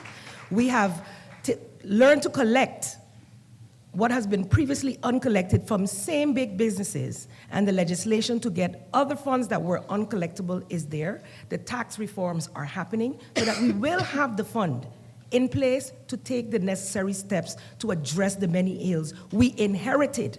So all of the talks that are here are the same that the National Alliance have championed and worked on, but have never had the 4 years. Now these 4 years were marred by COVID-19. So in the last 2 years, we were still able to achieve the financial stability needed, the respect within the international community, and collaboration, not just with Curaçao and Aruba, but with other regional partners, and yes, the kingdom. Why? Because the kingdom also collaborates with other independent countries. No one is an island. We all need each other, and we must always stand for St. Maarten. And this National Alliance government will continue to stand for St. Maarten. Thank you, Madam Prime Minister. MP Westcott Williams. Thank you. Is that the same question for everyone or the rebuttal phase now? The same question. Same question. Okay, here we go. To start with, let me select 3 of my 10 priority points for St. Maarten. Economic development.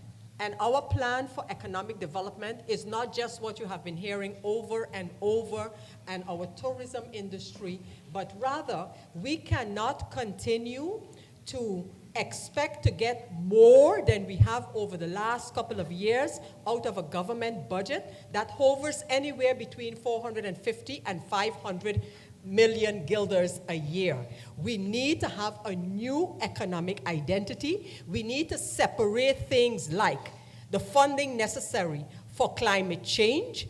We need to look at better utilizing European funding as holders of European passports. We need to do a much better job and get on the bandwagon of debt solutions, which is a global thing. And in addition to that, we need to deal with the matter of reparations. All of this to say, get on the regional bandwagons that are promoting debt solvability, one, as well as climate change and the matter of European funding. It is unbelievable that in this day and age, we are still being told that we are not sufficiently prepared to access the European funding which is due to us. If we continue with the same budget of 450 to 500 million guilders, we cannot do anything other than shift what we can support education with, and then we put it in health. We talk about poorly funded education. We have poorly funded health. We have poorly funded social issues. So we cannot get out of it with the same remedies that we have been applying. And by the way,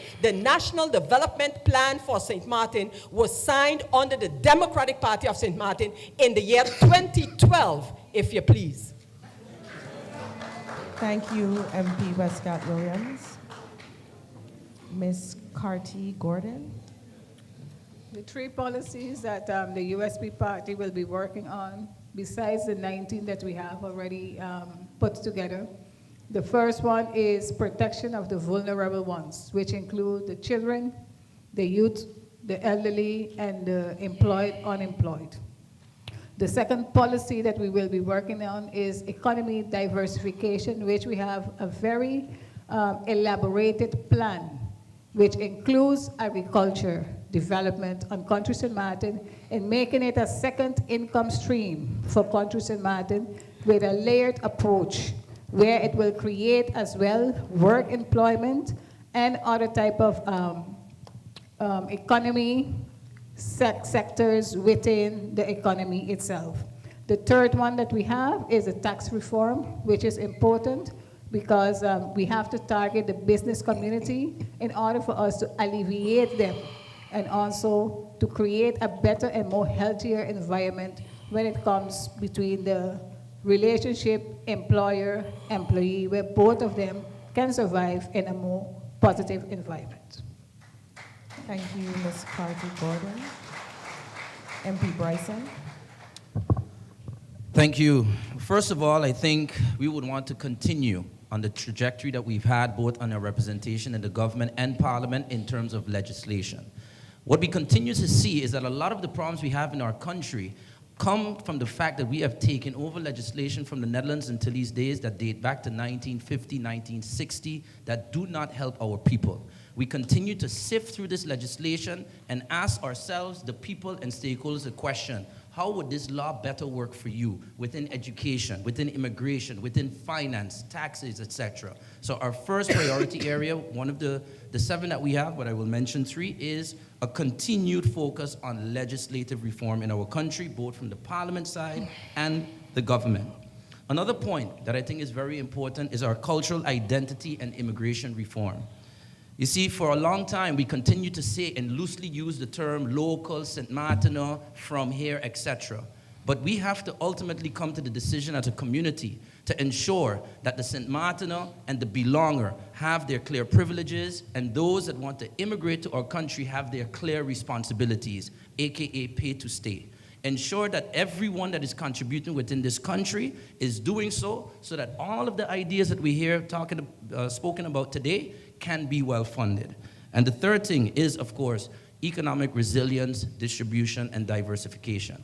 We believe that the United People's Party has consistently been the party that can expand the economy for the benefit of all within our country. The fact that we have started marijuana legalization and other economic diversifications are what we want to continue in the next term. Thank you. Thank you, MP Bryson. MP Gums. Thank you. What we would continue to focus on is what we have been championing in Parliament this entire time: better financial accountability and transparency from government. For one instance, with the establishment of this 𝒚𝒐𝒏𝒈𝒕𝒉𝒆𝒏𝒊𝒏𝒈 to regulate tendering. Because when you've had not one, not two, but three shifty-looking tenders, I think it's time that we actually put what the law requires in place to make sure that your money is spent properly and that we don't just create new parcels to assign to new companies. Second to that, special need policy. Yes, I know one has been submitted quite literally a month and a half or so before postulation day, even though it has been asked for primarily by this faction for the last 4 years. But one that is actually realistic and that looks at the fact that if you speak to the daycares, the play schools, etc., through stakeholder consultation, which we do, that you will see that we are facing a problem where there will be an uptick in the number of children that need special needs education, from severe to the minor.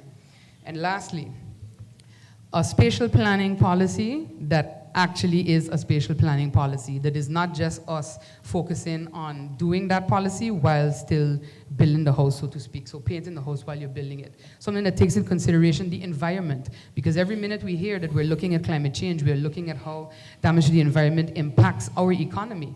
If you look at the lagoon, we know for a fact that runoff now from the construction that has been rampant in the hillside is running into the lagoon and making it so that dredging is required on a near constant basis. Who's paying for that? Right now, not us. So those are the three things that we will continue to champion. Thank you. Thank you, MP Gums. Mr. Wigley. One of the three things I want to focus on is health. It's a wide subject. Check my manifesto, it's coming out this week in the Daily Herald. Health, our living environment, and our local economy. Why do I say health? Because health is wealth. Health includes food. We got to get rid of all the GMO products and whatnot. You know, we got to start growing our own food, importing good food as well, doing agriculture. And if we have strong people, right, that's got confidence in their wealth, in their health, I mean, they're not going to get scared of a pandemic and get tricked by this government all over again. It's plain and simple. Health is very important. Our living environment. If you look at all the districts where our top ministers live, there's a lot of septic water running on the streets, right? The roads is all mashed up, you know. Every time you drive on the road, every time you drive on the road, you're messing up your axle. So that got people spending money almost every time they drive through like DQ. It stinks, you know what I'm saying? Not just there, everywhere. So we gotta take care of our living environment and also our local economy.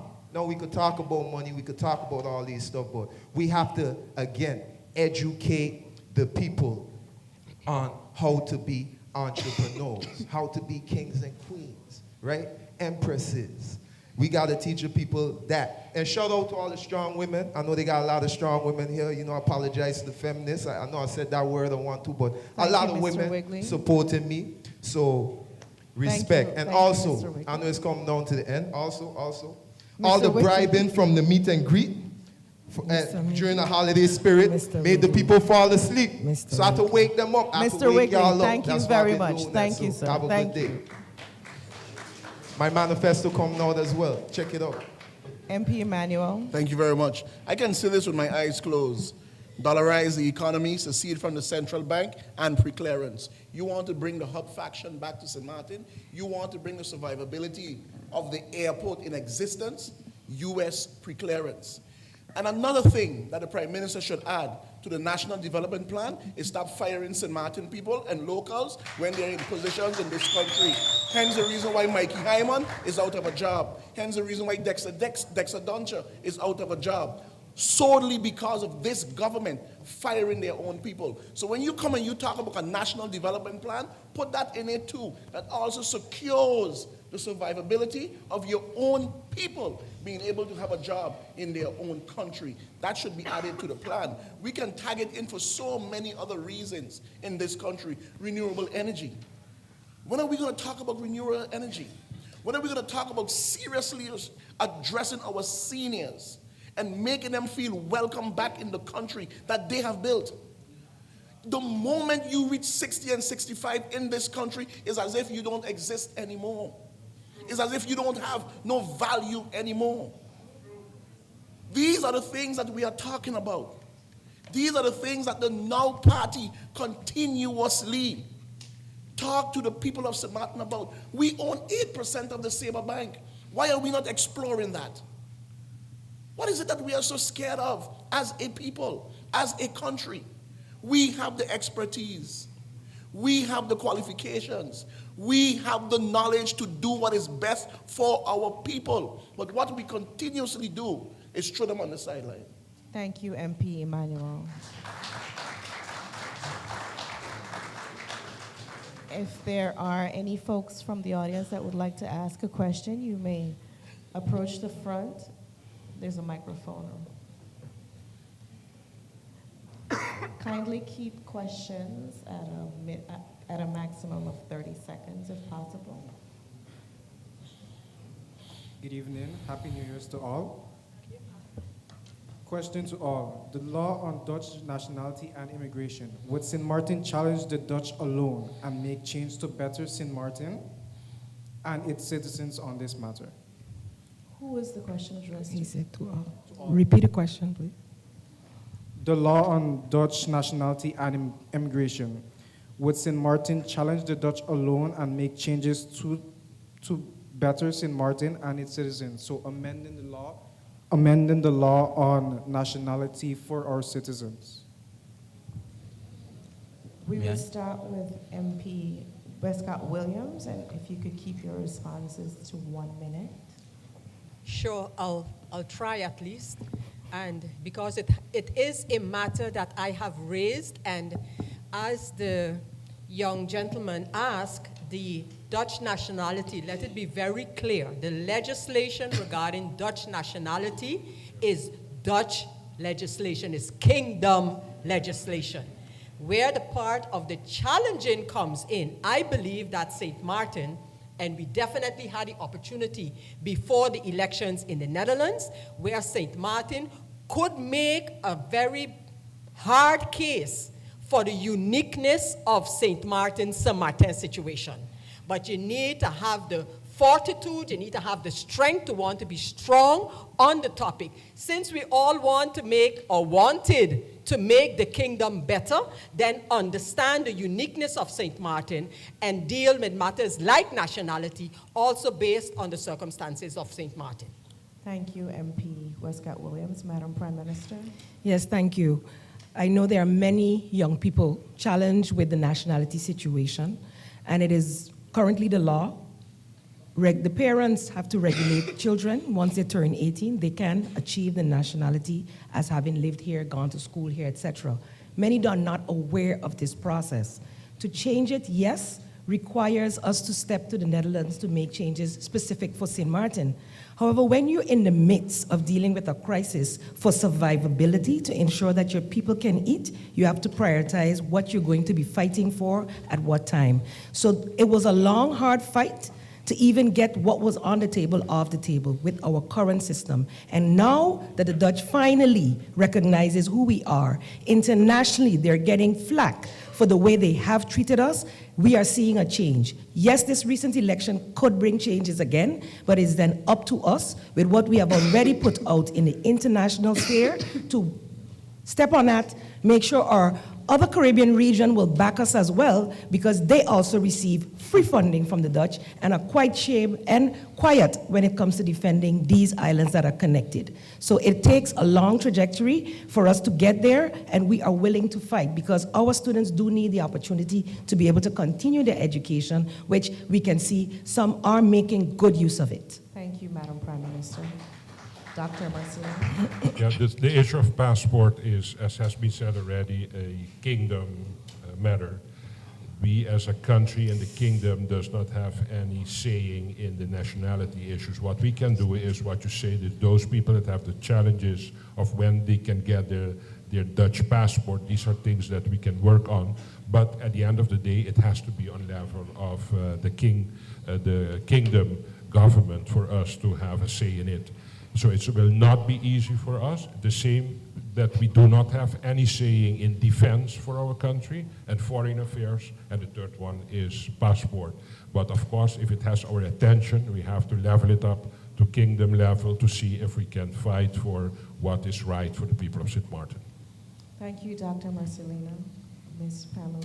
Yes, basically it will be based on the same answers that has been given here. To be more specific, it's Article 20 of the Constitution of Netherlands that basically deals with this. What we as a country will have to do is sit down as equal partners with Holland and discuss this matter, because it is an ongoing matter. It has been an ongoing matter for years. So basically, once we as a country sit down and analyze, because we have to determine and know who all are in our country and that they have a status that they can contribute willfully and their fair share into the coffers. So this goes a longer way. So this is something that we have to negotiate, and we have to bring it on kingdom level and show them what are the pros and the cons, and that it have more cons for us than as a country, in order for us to fix it and get their approval in order to have it remediated. Thank you, Ms. Carty Gordon. MP Combs. Yes, thank you. And I think it's actually Article 3, Section 1, sub C of the Kingdom Charter that actually regulates citizenship within the Kingdom of the Netherlands. And again, like Ms. Gordon-Cathy said, and like all others have said before me, it really is about advocating at that level and also recognizing that you have the possibility to advocate at that level. I think very often we get bogged down in the emotions of it, but we don't actually focus on what is possible with the position that we do have. So once again, that is something that we would have to escalate. In fact, in Parliament, as a faction, my colleague MP Peterson has championed that we need to look at changing the Kingdom Charter or adjusting it to suit the reality of today. But that is a very long road. However, if you don't take that one step, you'll never get to the end. Thank you. Thank you, MP Combs. MP Bryson. I would like to just, in my opinion, correct one statement. The passport that people in St. Maarten hold is not a Netherlands matter. It is a kingdom matter. It is our matter as well. We have to be a part of ensuring that what we want to change, we bring that contribution to those changes. And the first step in that, if in our own legislation, we don't recognize someone born in this country and give them their own proper status as a resident, who are we to even start to entertain where we want to go in terms of citizenship? That is why we advocate, have always advocated, if you are born in St. Maarten, you are a permanent resident of this country. That allows our children that get into the educational system, that can be a part of our culture, and prevent the statelessness situation that is growing in our country. And then you can challenge the Netherlands, not on the kingdom level, but on an international level, because they are party to statelessness charters that prevent them by treaty and law from taking away citizenship from someone that would result in statelessness. Thank you, MP Bryson. Mr. Wigley. You a wise brother, my brother. You know your rights and laws? Because check this out. Let me teach you something. Article 41 of the 𝒐𝒐𝒏𝒈𝒕𝒉𝒆𝒏𝒊𝒏𝒈 Constitution, St. Maarten Constitution. And Article 56. Everybody here took an oath to the king. So they got to follow his orders, they puppets. I'm the only one that's coming up and talking about that. I give you an example if you think I'm just talking crazy. When the king came, February, right, in Cold Bay, you see how all the roads was looking all crazy? The minute the king came, they fixed that up right quick for him, right quick. They ain't listen to nobody.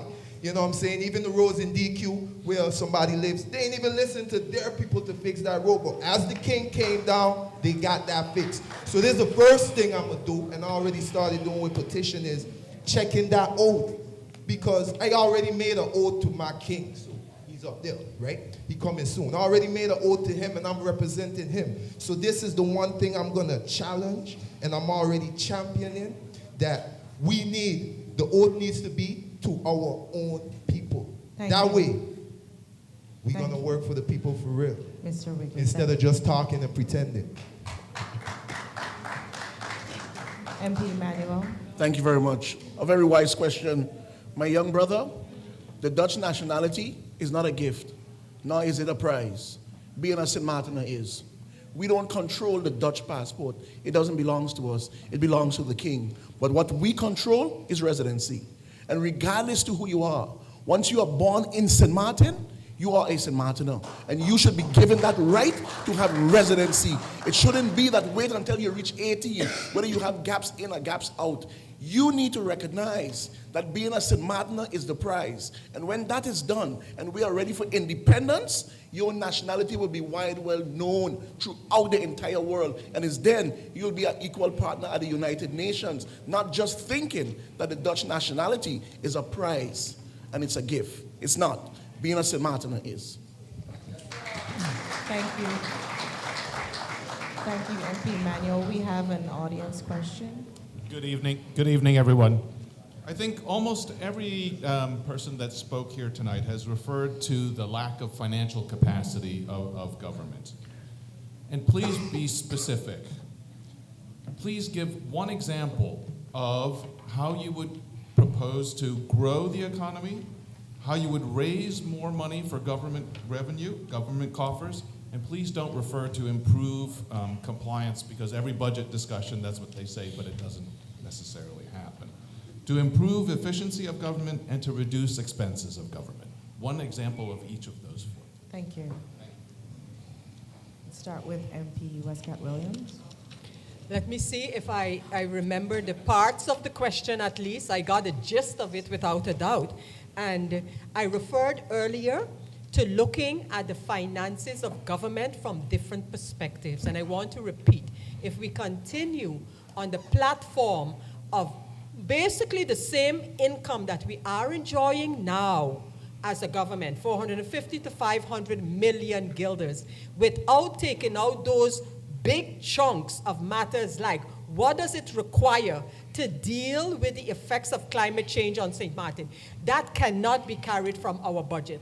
The same thing where it pertains to the current debt regulations. St. Maarten needs to join the bandwagon of debt. I don't want it, I think debt cancellation is too much of a nuance, but rather dealing with the fact that much bigger countries are facing debt issues. We need to have that kind of a discussion. And it's unfortunate that I can't, that's just the intro to your answer, because the light is on red already. Thank you, Yeah, MP 𝒚𝒂𝒄𝒉. Yeah. MP Emmanuel.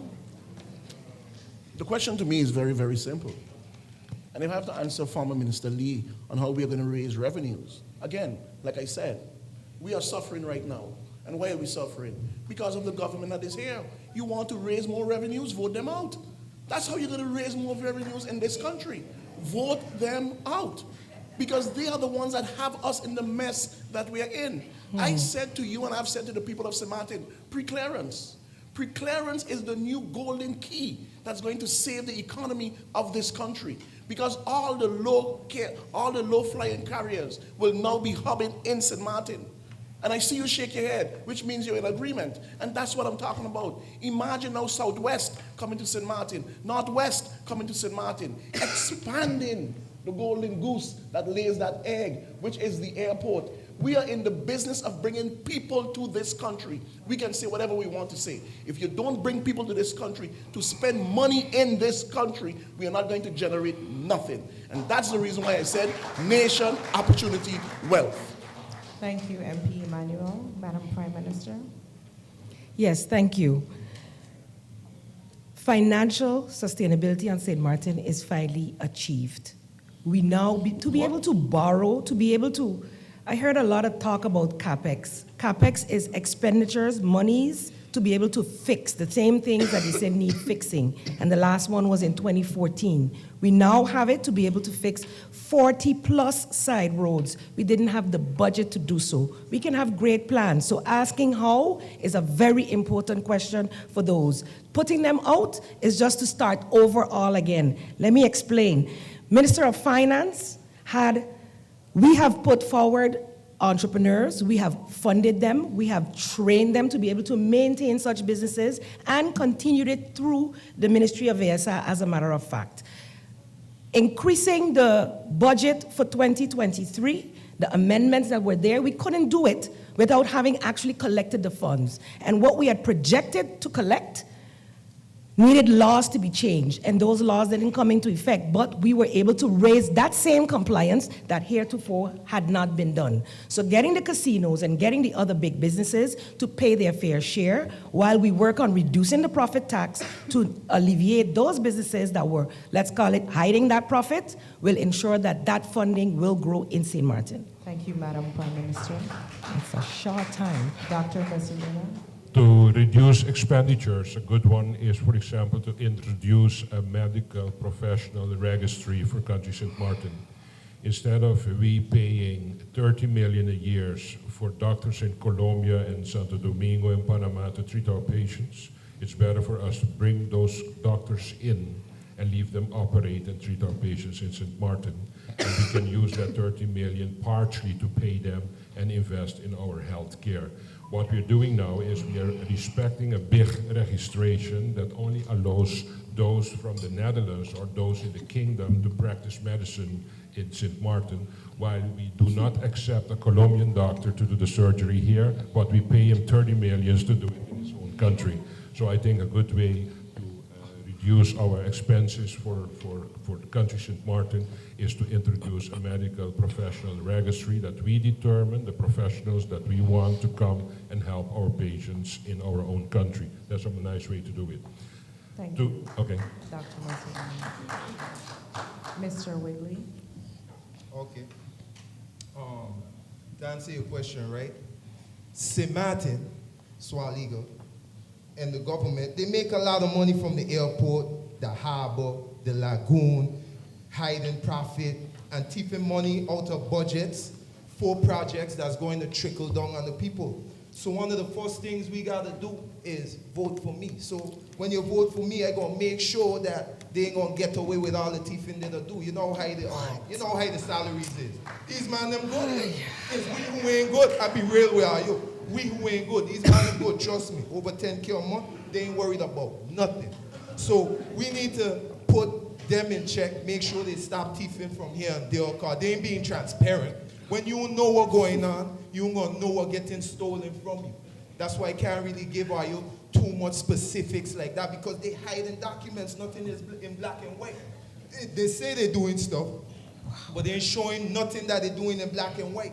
So this is what we gotta do. We gotta vote new, and then everything gonna take care of itself. Thank you, Mr. Wigley. MP Bryson.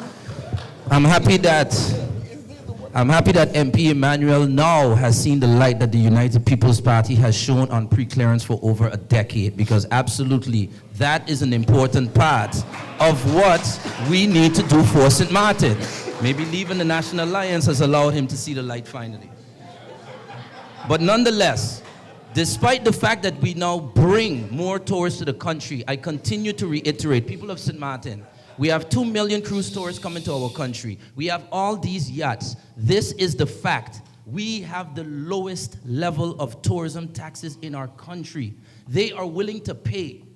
They are willing to pay as long as we improve our product, increase the hotel tax, increase the overflight fees that we're not even charging, the head taxes, do it responsibly, and we can raise 40 million guilders, guess what? Without taxing one single local in St. Martin.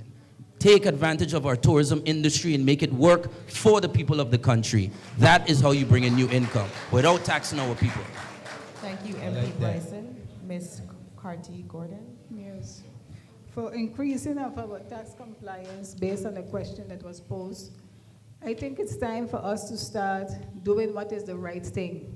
Instead of giving tax breaks to those that can pay the tax We have to actually start collecting those that actually owe the tax instead of giving the tax break to these high people that can contribute to the coffers.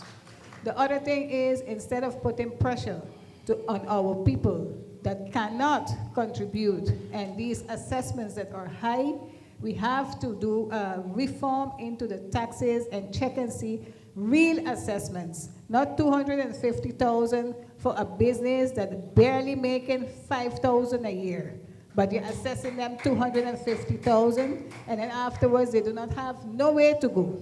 So basically, when we're talking about compliance with the taxes, we have to reform the entire way how the tax system is basically working and stop giving tax breaks to all those that can pay the taxes. Thank you, Ms. Carty-Gordon. MP Gums. Thank you. For me, the main focus would be focusing on reducing our expenses. There are several things I think that can be looked at from a government perspective. Nobody has really mentioned CapEx, but it's my hope, next time is fun. It's my hope that whatever comes in is actually spent properly and that we're not looking at maybe buying a new fleet of cars for the ministers with those monies. And that really is what it is. It also goes back to what I said earlier, regulating public spending. That's really where the crux of the issue lies for us as a party. Because if we look at how it has been done, how your money has been spent, it has been to spread your money across as many possible entities as possible with no real clear direction as to how tendering goes. In private sector companies, that is not how it works, and that is the place that I come from. I think all of us can say that that's not how it would work. And I think, too, when we talk about making tourism work for us, I think we need to define what type of tourism we actually want to see so that it can work for us. Right now, we target a bunch of different niches, but are any of them actually producing what it needs to produce for the country? And I think going back to that, it is just building the accountability of how public money is spent and closing the loopholes that allows for money to just go out willy-nilly to whomever and splitting the pie so that more of the same can get. Thank you. Thank you, MP Gums. So I believe that in order for us to have an order, perhaps we can form a line on the side or so everyone knows who's next. I do believe, I'm sorry, sir. I think the young lady said she was next. Can you allow her as a, did you? Okay, go right ahead, go right.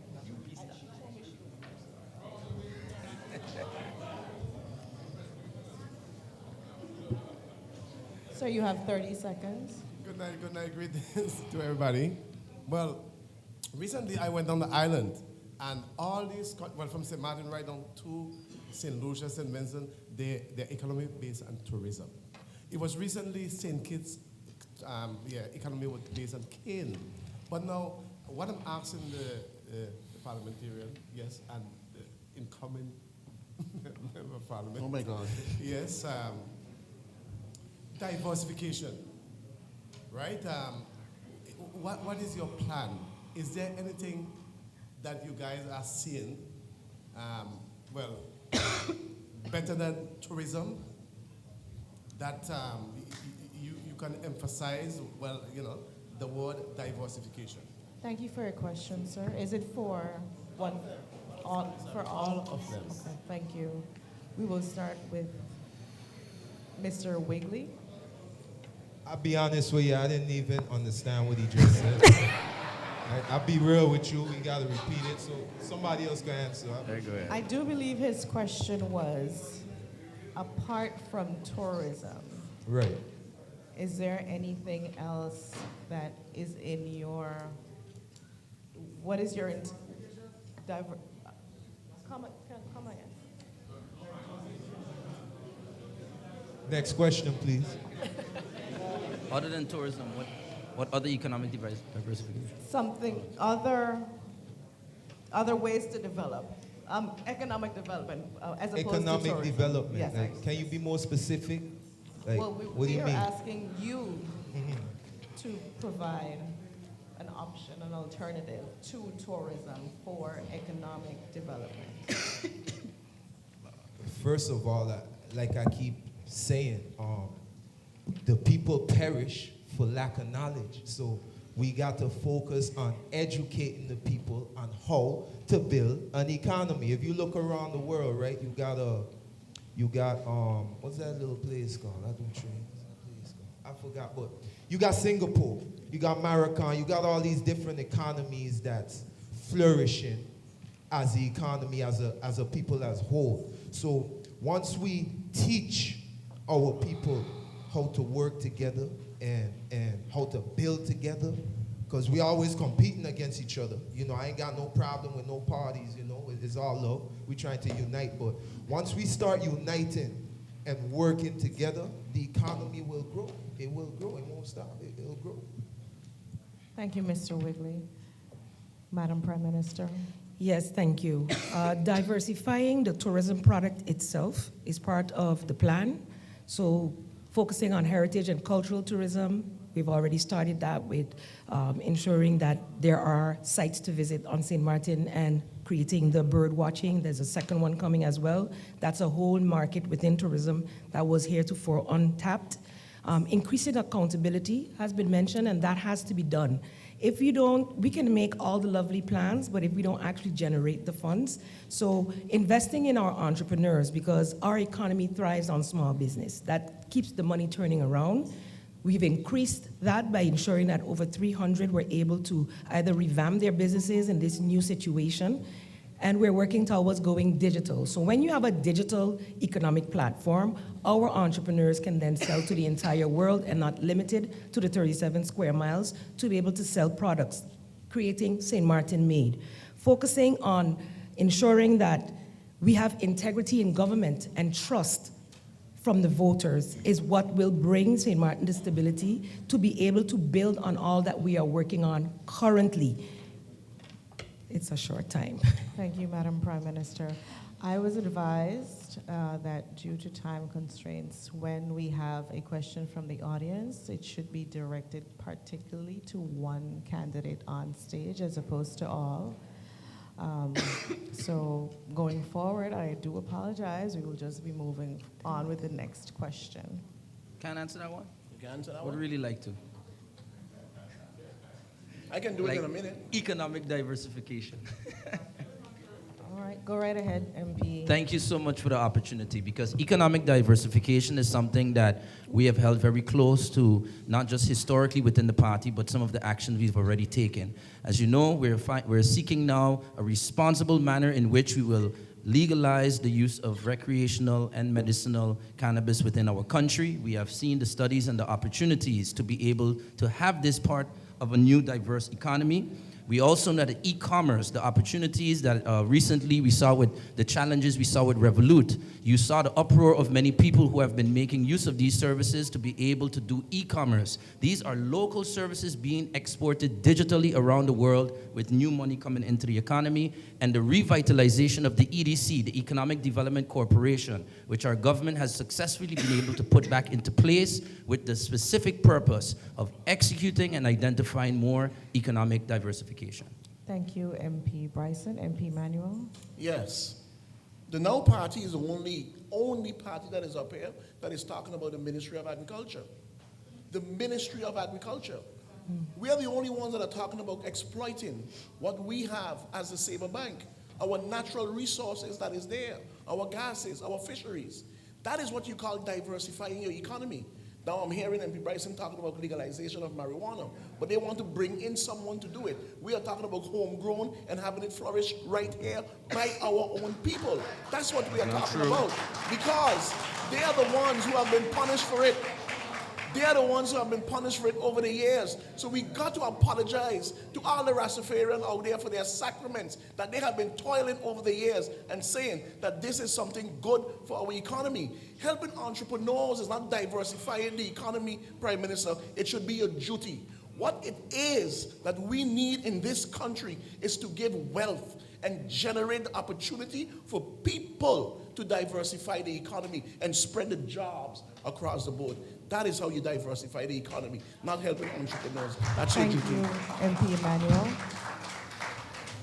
MP Westcott Williams.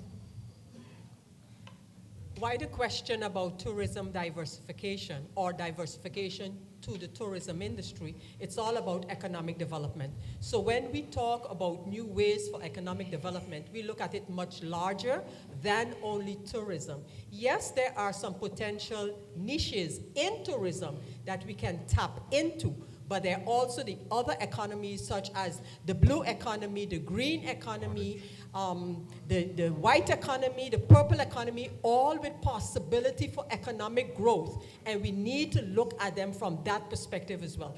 Just today, one of our local experts in the area of the blue economy gave a brief synopsis of what the blue economy and green economy can mean for St. Maarten. We need to look broader than the tourism industry and the diversification of the tourism industry. Again, there is some potential for further diversification within the tourism industry, but there's much more possibilities for economic growth, and that's what it's about. Thank you, MP Westcott-Williams. Ms. Carty Gordon. In 2020, when leaving the office, I wrote a book about diversification and financial recovery for the countries St. Maarten, Curaçao, and Aruba. This was discussed as well and proposed to the three countries. I had the opportunity to discuss it with the Prime Minister and the Governor of country St. Maarten. And agriculture is one of our main things. I can remember many times when we as a party, represented by me, was talking about agriculture when no one else was believing in agriculture as being a source for second income stream. So us party has been talking agriculture. We have the plan of agriculture, how to execute it, and how for it to generate millions and billions for country St. Maarten. It's first about eating, not about the entertainment or the smoking. It's about the eating first. Thank you, Ms. Carty Gordon. Is there any other candidate that would like to respond? Yes. Oh, yeah, I thought it was. For the URSM, you can work still on the orange economy. As Mrs. Westcott said, we have the blue economy, but the orange economy, I think, St. Maarten is a good place to stimulate the orange economy. I thought, and the URSM thought, and the Amazon redistribution hub for the Caribbean, the Internet redistribution center for the Caribbean. We can work on extra wing in a new general hospital for medical tourism. So there are a lot of possibilities, but we have to dare to take great decisions now in the nearby future for country St. Maarten. Thank you, Dr. Marcelina. MP Gums. Yes, thank you. I think that true diversification does not really happen without an educational foundation to build on. And what do I mean by that? Tourism has been our bread and butter, but there are other options now.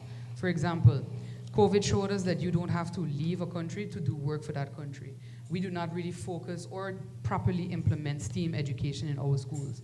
You have companies that you can establish here that do certain things such as video game testing. You don't have to leave St. Maarten to do video game testing.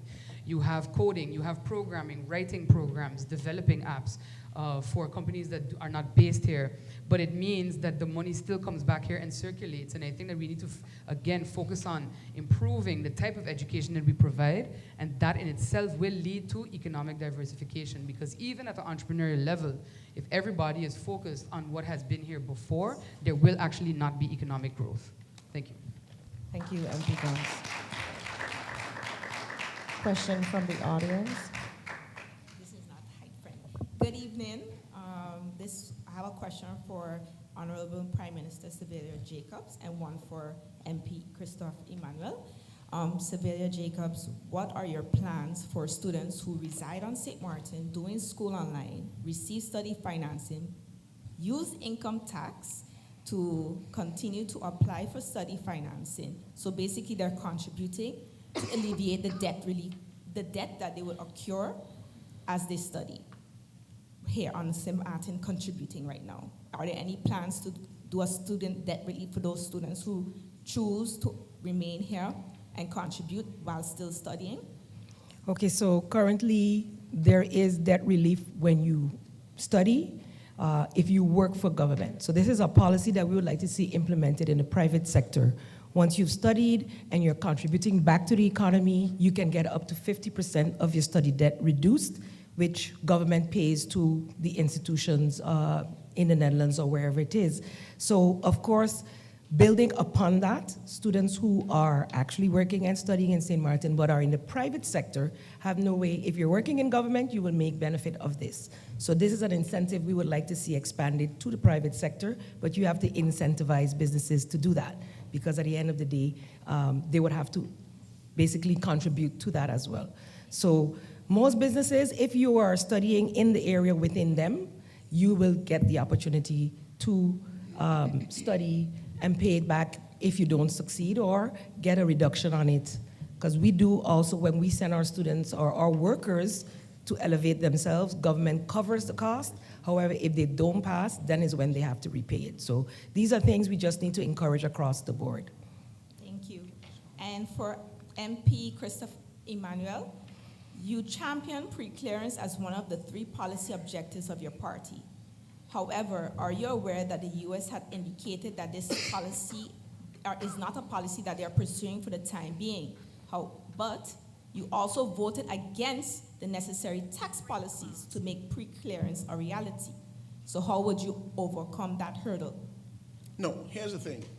In 2016, the State Department looked at St. Maarten and said that you are one of the areas we are looking at for pre-clearance. What happened is, after the exit out of Afghanistan, the U.S. Department have been stretched very, very thin. So they used their personnel to evacuate all those individuals out of Afghanistan. So that was put on the back burner.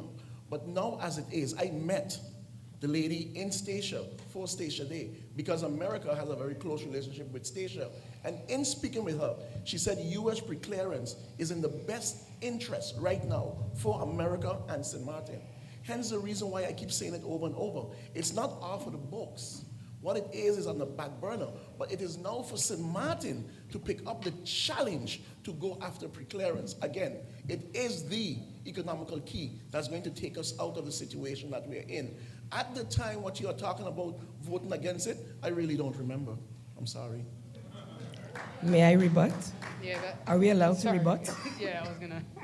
Because I'd like to address that situation as to where St. Maarten is with pre-clearance. Yes, Madam Prime Minister. So pre-clearance, as was mentioned, is something that started, the process started. The Ministry of the General Affairs, under which Foreign Affairs falls, or Foreign Affairs falls under General Affairs, has been working.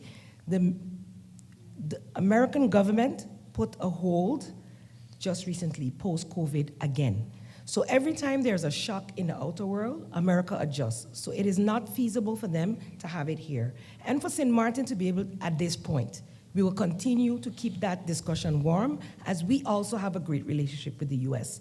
Secondly, for us to be able to put pre-clearance in place, we need money, we need investment. So it's not something that you can snap your fingers and have. The current expansion and improvements at the airport does not have the space or the extension of it. It's there, you have it, but you don't have that space to push those passengers through. And that will include all of the legislation that was passed so that the World Bank could establish here was needed so that pre-clearance could come. So we are laying the basis, but you need to have the funding, the investment to expand the airport to be able to take care of it.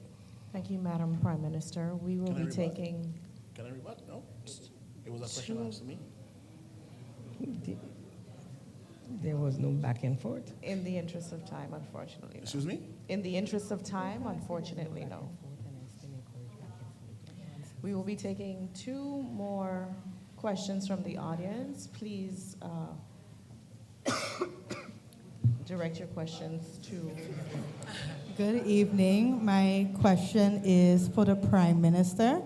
I know that you just mentioned that for civil servants, they are offered up to 50% of their student loan reduced.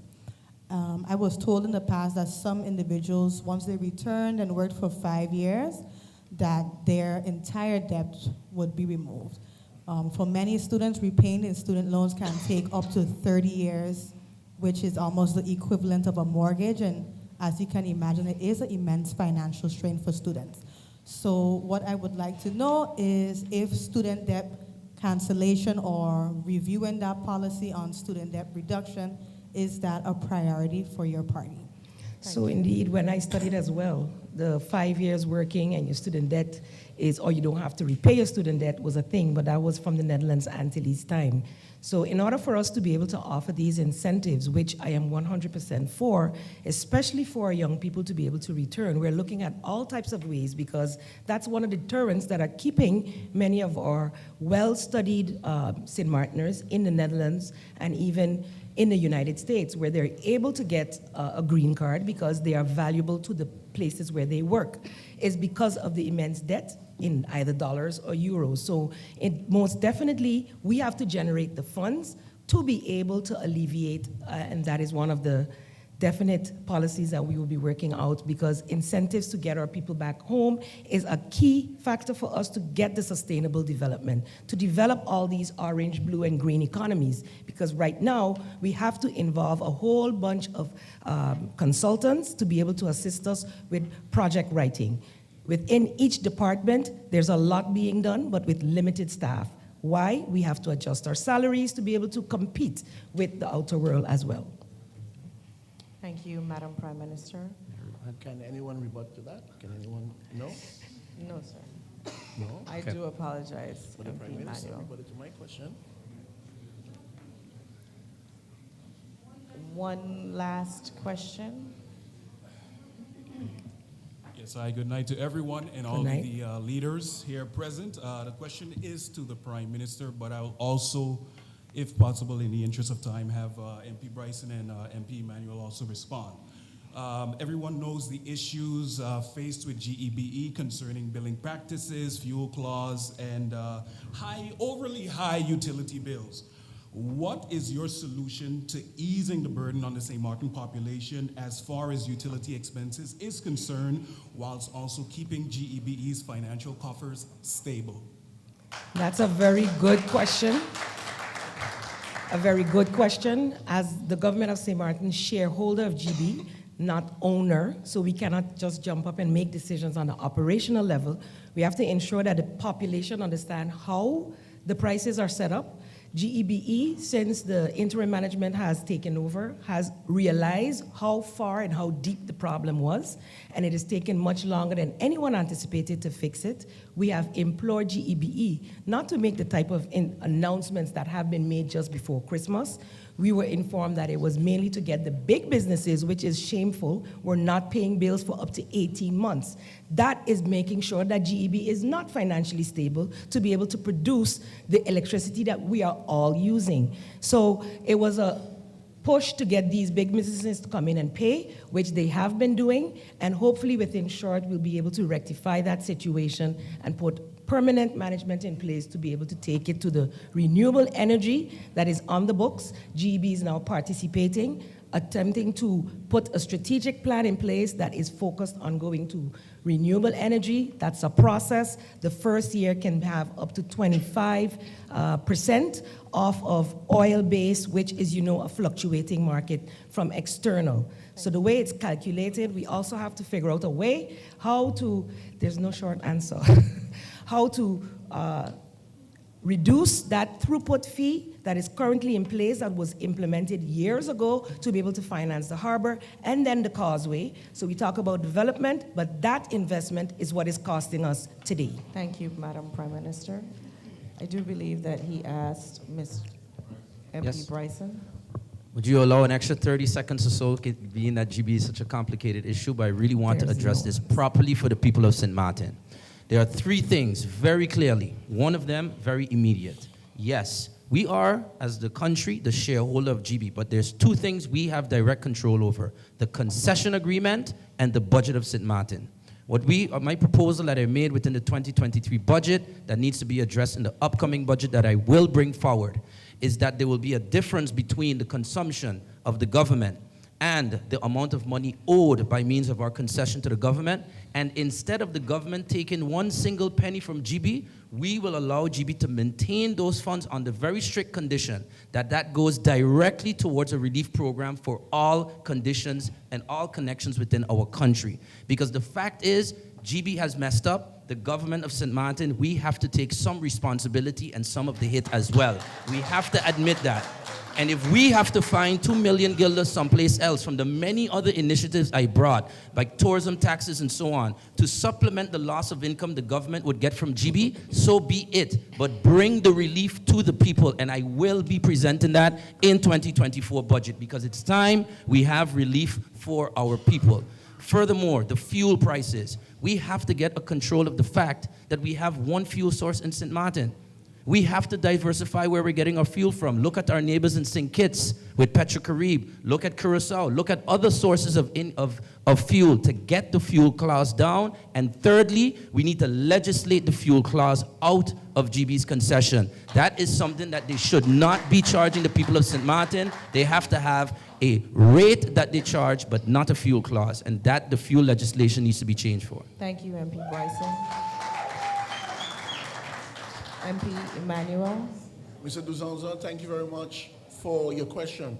First thing first, when it comes to GEBE, the Prime Minister needs to stop lying about GEBE and tell the people of St. Maarten the truth and the situation that GEBE is in. That's the first thing. When you tell the people the truth, then they can understand what is happening in their own government-owned company.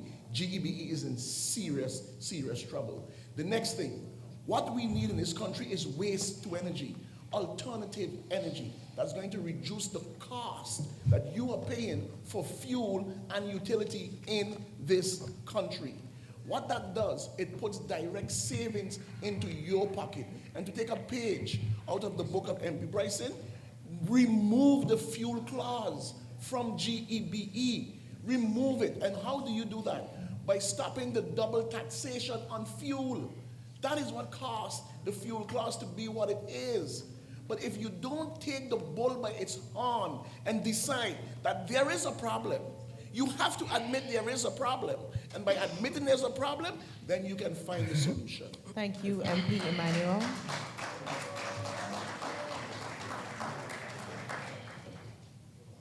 Can I answer the question? Sure. Because look, where this energy was when I was out there protesting in GB the whole time. Where was this energy? I was busy working on it in Parliament. Yeah, sure. There was no meeting call. There's no GB report. You're talking about high fuel costs. The high fuel costs been around. It's been around. Where was this energy? I got a petition. Some people in here signed the petition. I got a petition with over 400 signatures concerning GB. And I served everybody documents, including the government. You know what y'all be doing? Y'all be talking too much. Ain't no action going on. That's a problem. All we doing is talking. Are you really going to fall for this? They're doing a lot of slick talking right before election, and after election, you're seeing this.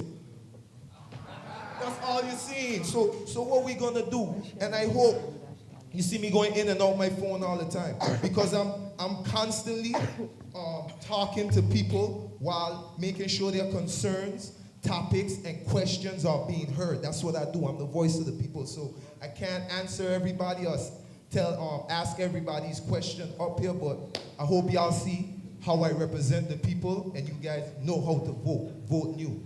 Thank you, Mr. Wigley. At this point, I would ask each leader to make their closing remarks, and I would start with MP Emmanuel. I want to thank you very much for the debate. So I want to thank the Foundation SIPPS for hosting it. I also want to thank my colleagues up here for us having a healthy debate, and the audience too as well, and the people of St. Maarten who has tuned in. I have said it on so many occasions as to the reason why the now political party is here. We have come a very long way, and we are here because we intend to represent the people of St. Maarten and everyone in this country. Our goal is not to focus on anyone else. Our goal is to focus on St. Maarten and everything that is St. Maarten. We want to bring the value back to its people and put respect on its name, because it is time that St. Maarten is renowned. We are saying to the people of St. Maarten, no, you're not the woman of state. You're the one that put us in the state that we are in. And because of that, we as a Now party intend to put St. Maarten on the state level. I thank you very much. Thank you, MP Manuel. MP Westcott-Williams. Oh, thank you. Now at the end of this governing term, practically, the answers to the question as to at what cost is the government talking about stability. And some of the costs that are slowly unfolding are the victimization of civil servants who dare exhibit a mind of their own, disregard for the high councils of state, disregard for court verdicts, disregard for the budget laws of the land, unclear and unfair, and therefore unfair immigration policies. The audience and those viewing this live debate have heard a lot. And I think the questions that you should leave with and ask is, what is the election of January 11th all about? It is about electing persons who can represent you in Parliament. And those persons are then responsible for appointing ministers to carry out the work on behalf of the people. Make a wise choice. Remember what you're voting for and who can fulfill your vision of your representative. I thank you. Thank you, MP Westcott-Williams. Mr. Wigley. Well, this is my last statements, right? Yes, sir. Okay. You know, I know I'm the one-man party, right? But I'm going to start to need the help of the people that I'm representing. I know y'all might be a little scared, you know, don't really want support because, you know, you got a dictatorship government going on, but I can't continue to force and try to help people who don't want to help themselves. I'm going to take a page out his book, right? It says that no cowards will enter into his new empire and kingdom. So we can't be cowards no more. We can't be cowards no more. We got to stand up for what we believe in. You see me taking that first step without a budget, right? Without backup. Y'all see me taking that step for the people. So now I'm going to need the people support. Because I was on the friend side today. They're like, boy, we see what you're doing over there. You're doing good. You know, but how come ain't nobody with you? They all moving scared. If I was on the friend side doing this, what I'm doing, they would have had a lot of people supporting already. You wouldn't even have no problem with GB. That would have been taken care of. And you done Thank taken you, care Mr. of. Wigley. So I need the people's support. Madam That's all Prime I've got to Minister. say. Thank you for this opportunity. Standing at the helm of this government, of course I came to this debate ready to be attacked because there's a lack and they're focused on lying to the people. So while people are calling me a liar, we have been fully transparent in bringing strategic achievements to this government. Having strong financial management, balanced budgets, and approving financial statements gives us the ability to jump off and make decisions. You cannot run a government on empty coffers. So you have to be able to negotiate to be able to reach to this position, which I have been able to do. You might not like all the decisions we make, but that is what governing and leadership is about, taking decisions with the long term in mind. So 2 years ago, we were nowhere in the minus. Today, we are in the plus. That requires hard decisions and that requires accountability. The same accountability that was asked for, aren't we supposed to also ask that accountability from top civil servants within government? Top civil servants who are convicted but continue to fool the people that they can sit in Parliament once elected again? Let us stop fooling the people. We need to continue to bring transparency, improve integrity, and making sure what you say is what you do. Unfortunately, the time is short. Visit our governing program and our public meetings for more information. Thank you, Madam Prime Minister. MP Bryson. Bryson. I want to thank SIPPS once again for organizing this debate. I take with it what I took last time. The various questions, the reactions from the audience also online gives us a good sentiment of what we, the United People's Party, the party that represents everyone, understands what the goal is that the people want to see represented. One thing we always bring to the table is that we are not afraid to challenge the important issues of St. Maarten. Until the day I stood in Parliament and spoke about Mullet Bay, no one chose to do anything about it.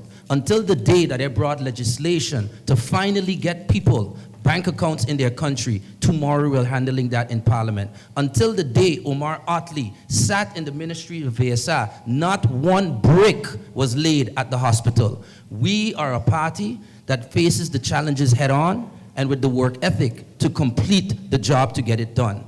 Yes, it is a parliamentary election where you have the most competent legislator in Parliament in there. But more importantly, is you have leadership that will ensure the ministers we appoint when we are in government are going to get the job done for the people. Thank you, MP Wilson. Ms. Carty Gordon. The USP party stands for a track record and for the future of this country. We are basically going to do what we say we're going to do. We're going to represent the people to the best of our abilities. We have that record proven that we have been presenting laws, even though we are not represented in Parliament. Being outside, we have presented laws that is directly going to affect the people. And we have more laws that we want to present that is going to directly impact the life on a social level, financial and economical level of this country. I believe USP Party, with the members that it have right now, which are clean, honest, integer, and have not been in politics for the majority of them, they are basically going to be honest and transparent to the people and executing. We are not afraid to step on toes because we have nobody using us as puppet. So we're going to do what we say we are going to do. Thank you, Ms. Carty Gordon. Dr. Marcelino. I would like to thank the SIPPS for the organization of this event. Thank you very much.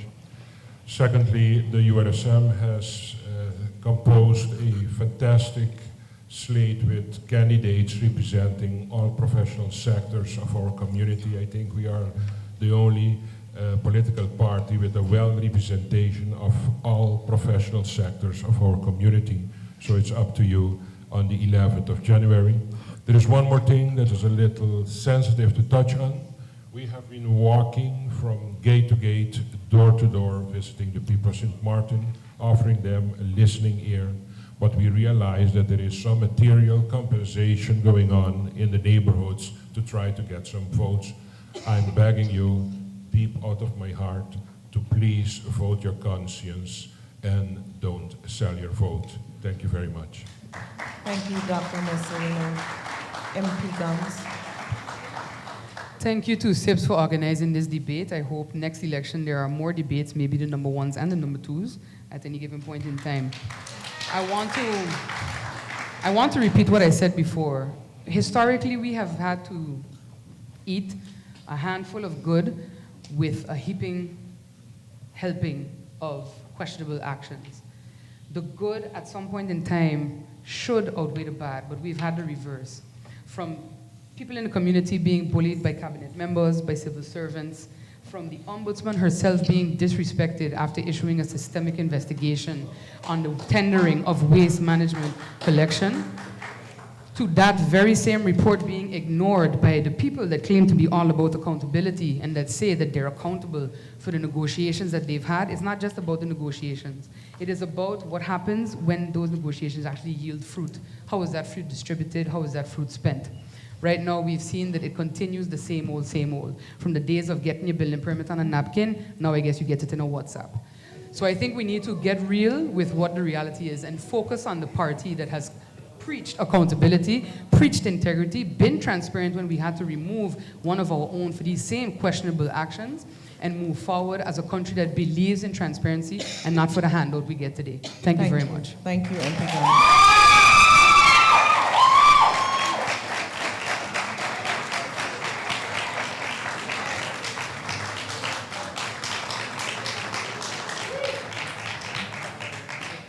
I will now now turn the mic over to the President, Mr. Julio Romney, for the closing remarks. Who was the last one?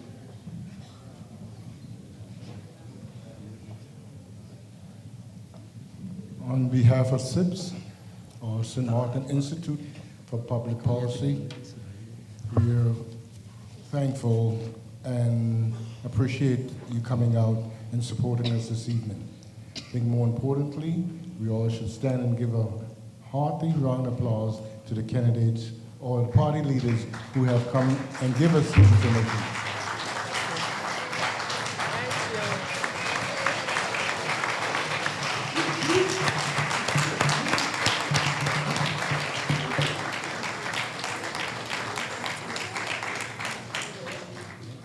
As you know, SIPPS, St. Maarten Institute for Public Policy, our main objective is to cultivate a more informed society. And we want to express tonight that the institution of SIPPS is not Julio's institution. It's our think tank.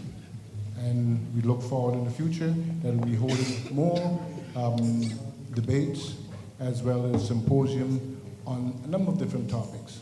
One thing I heard tonight, most person talking about country St. Maarten.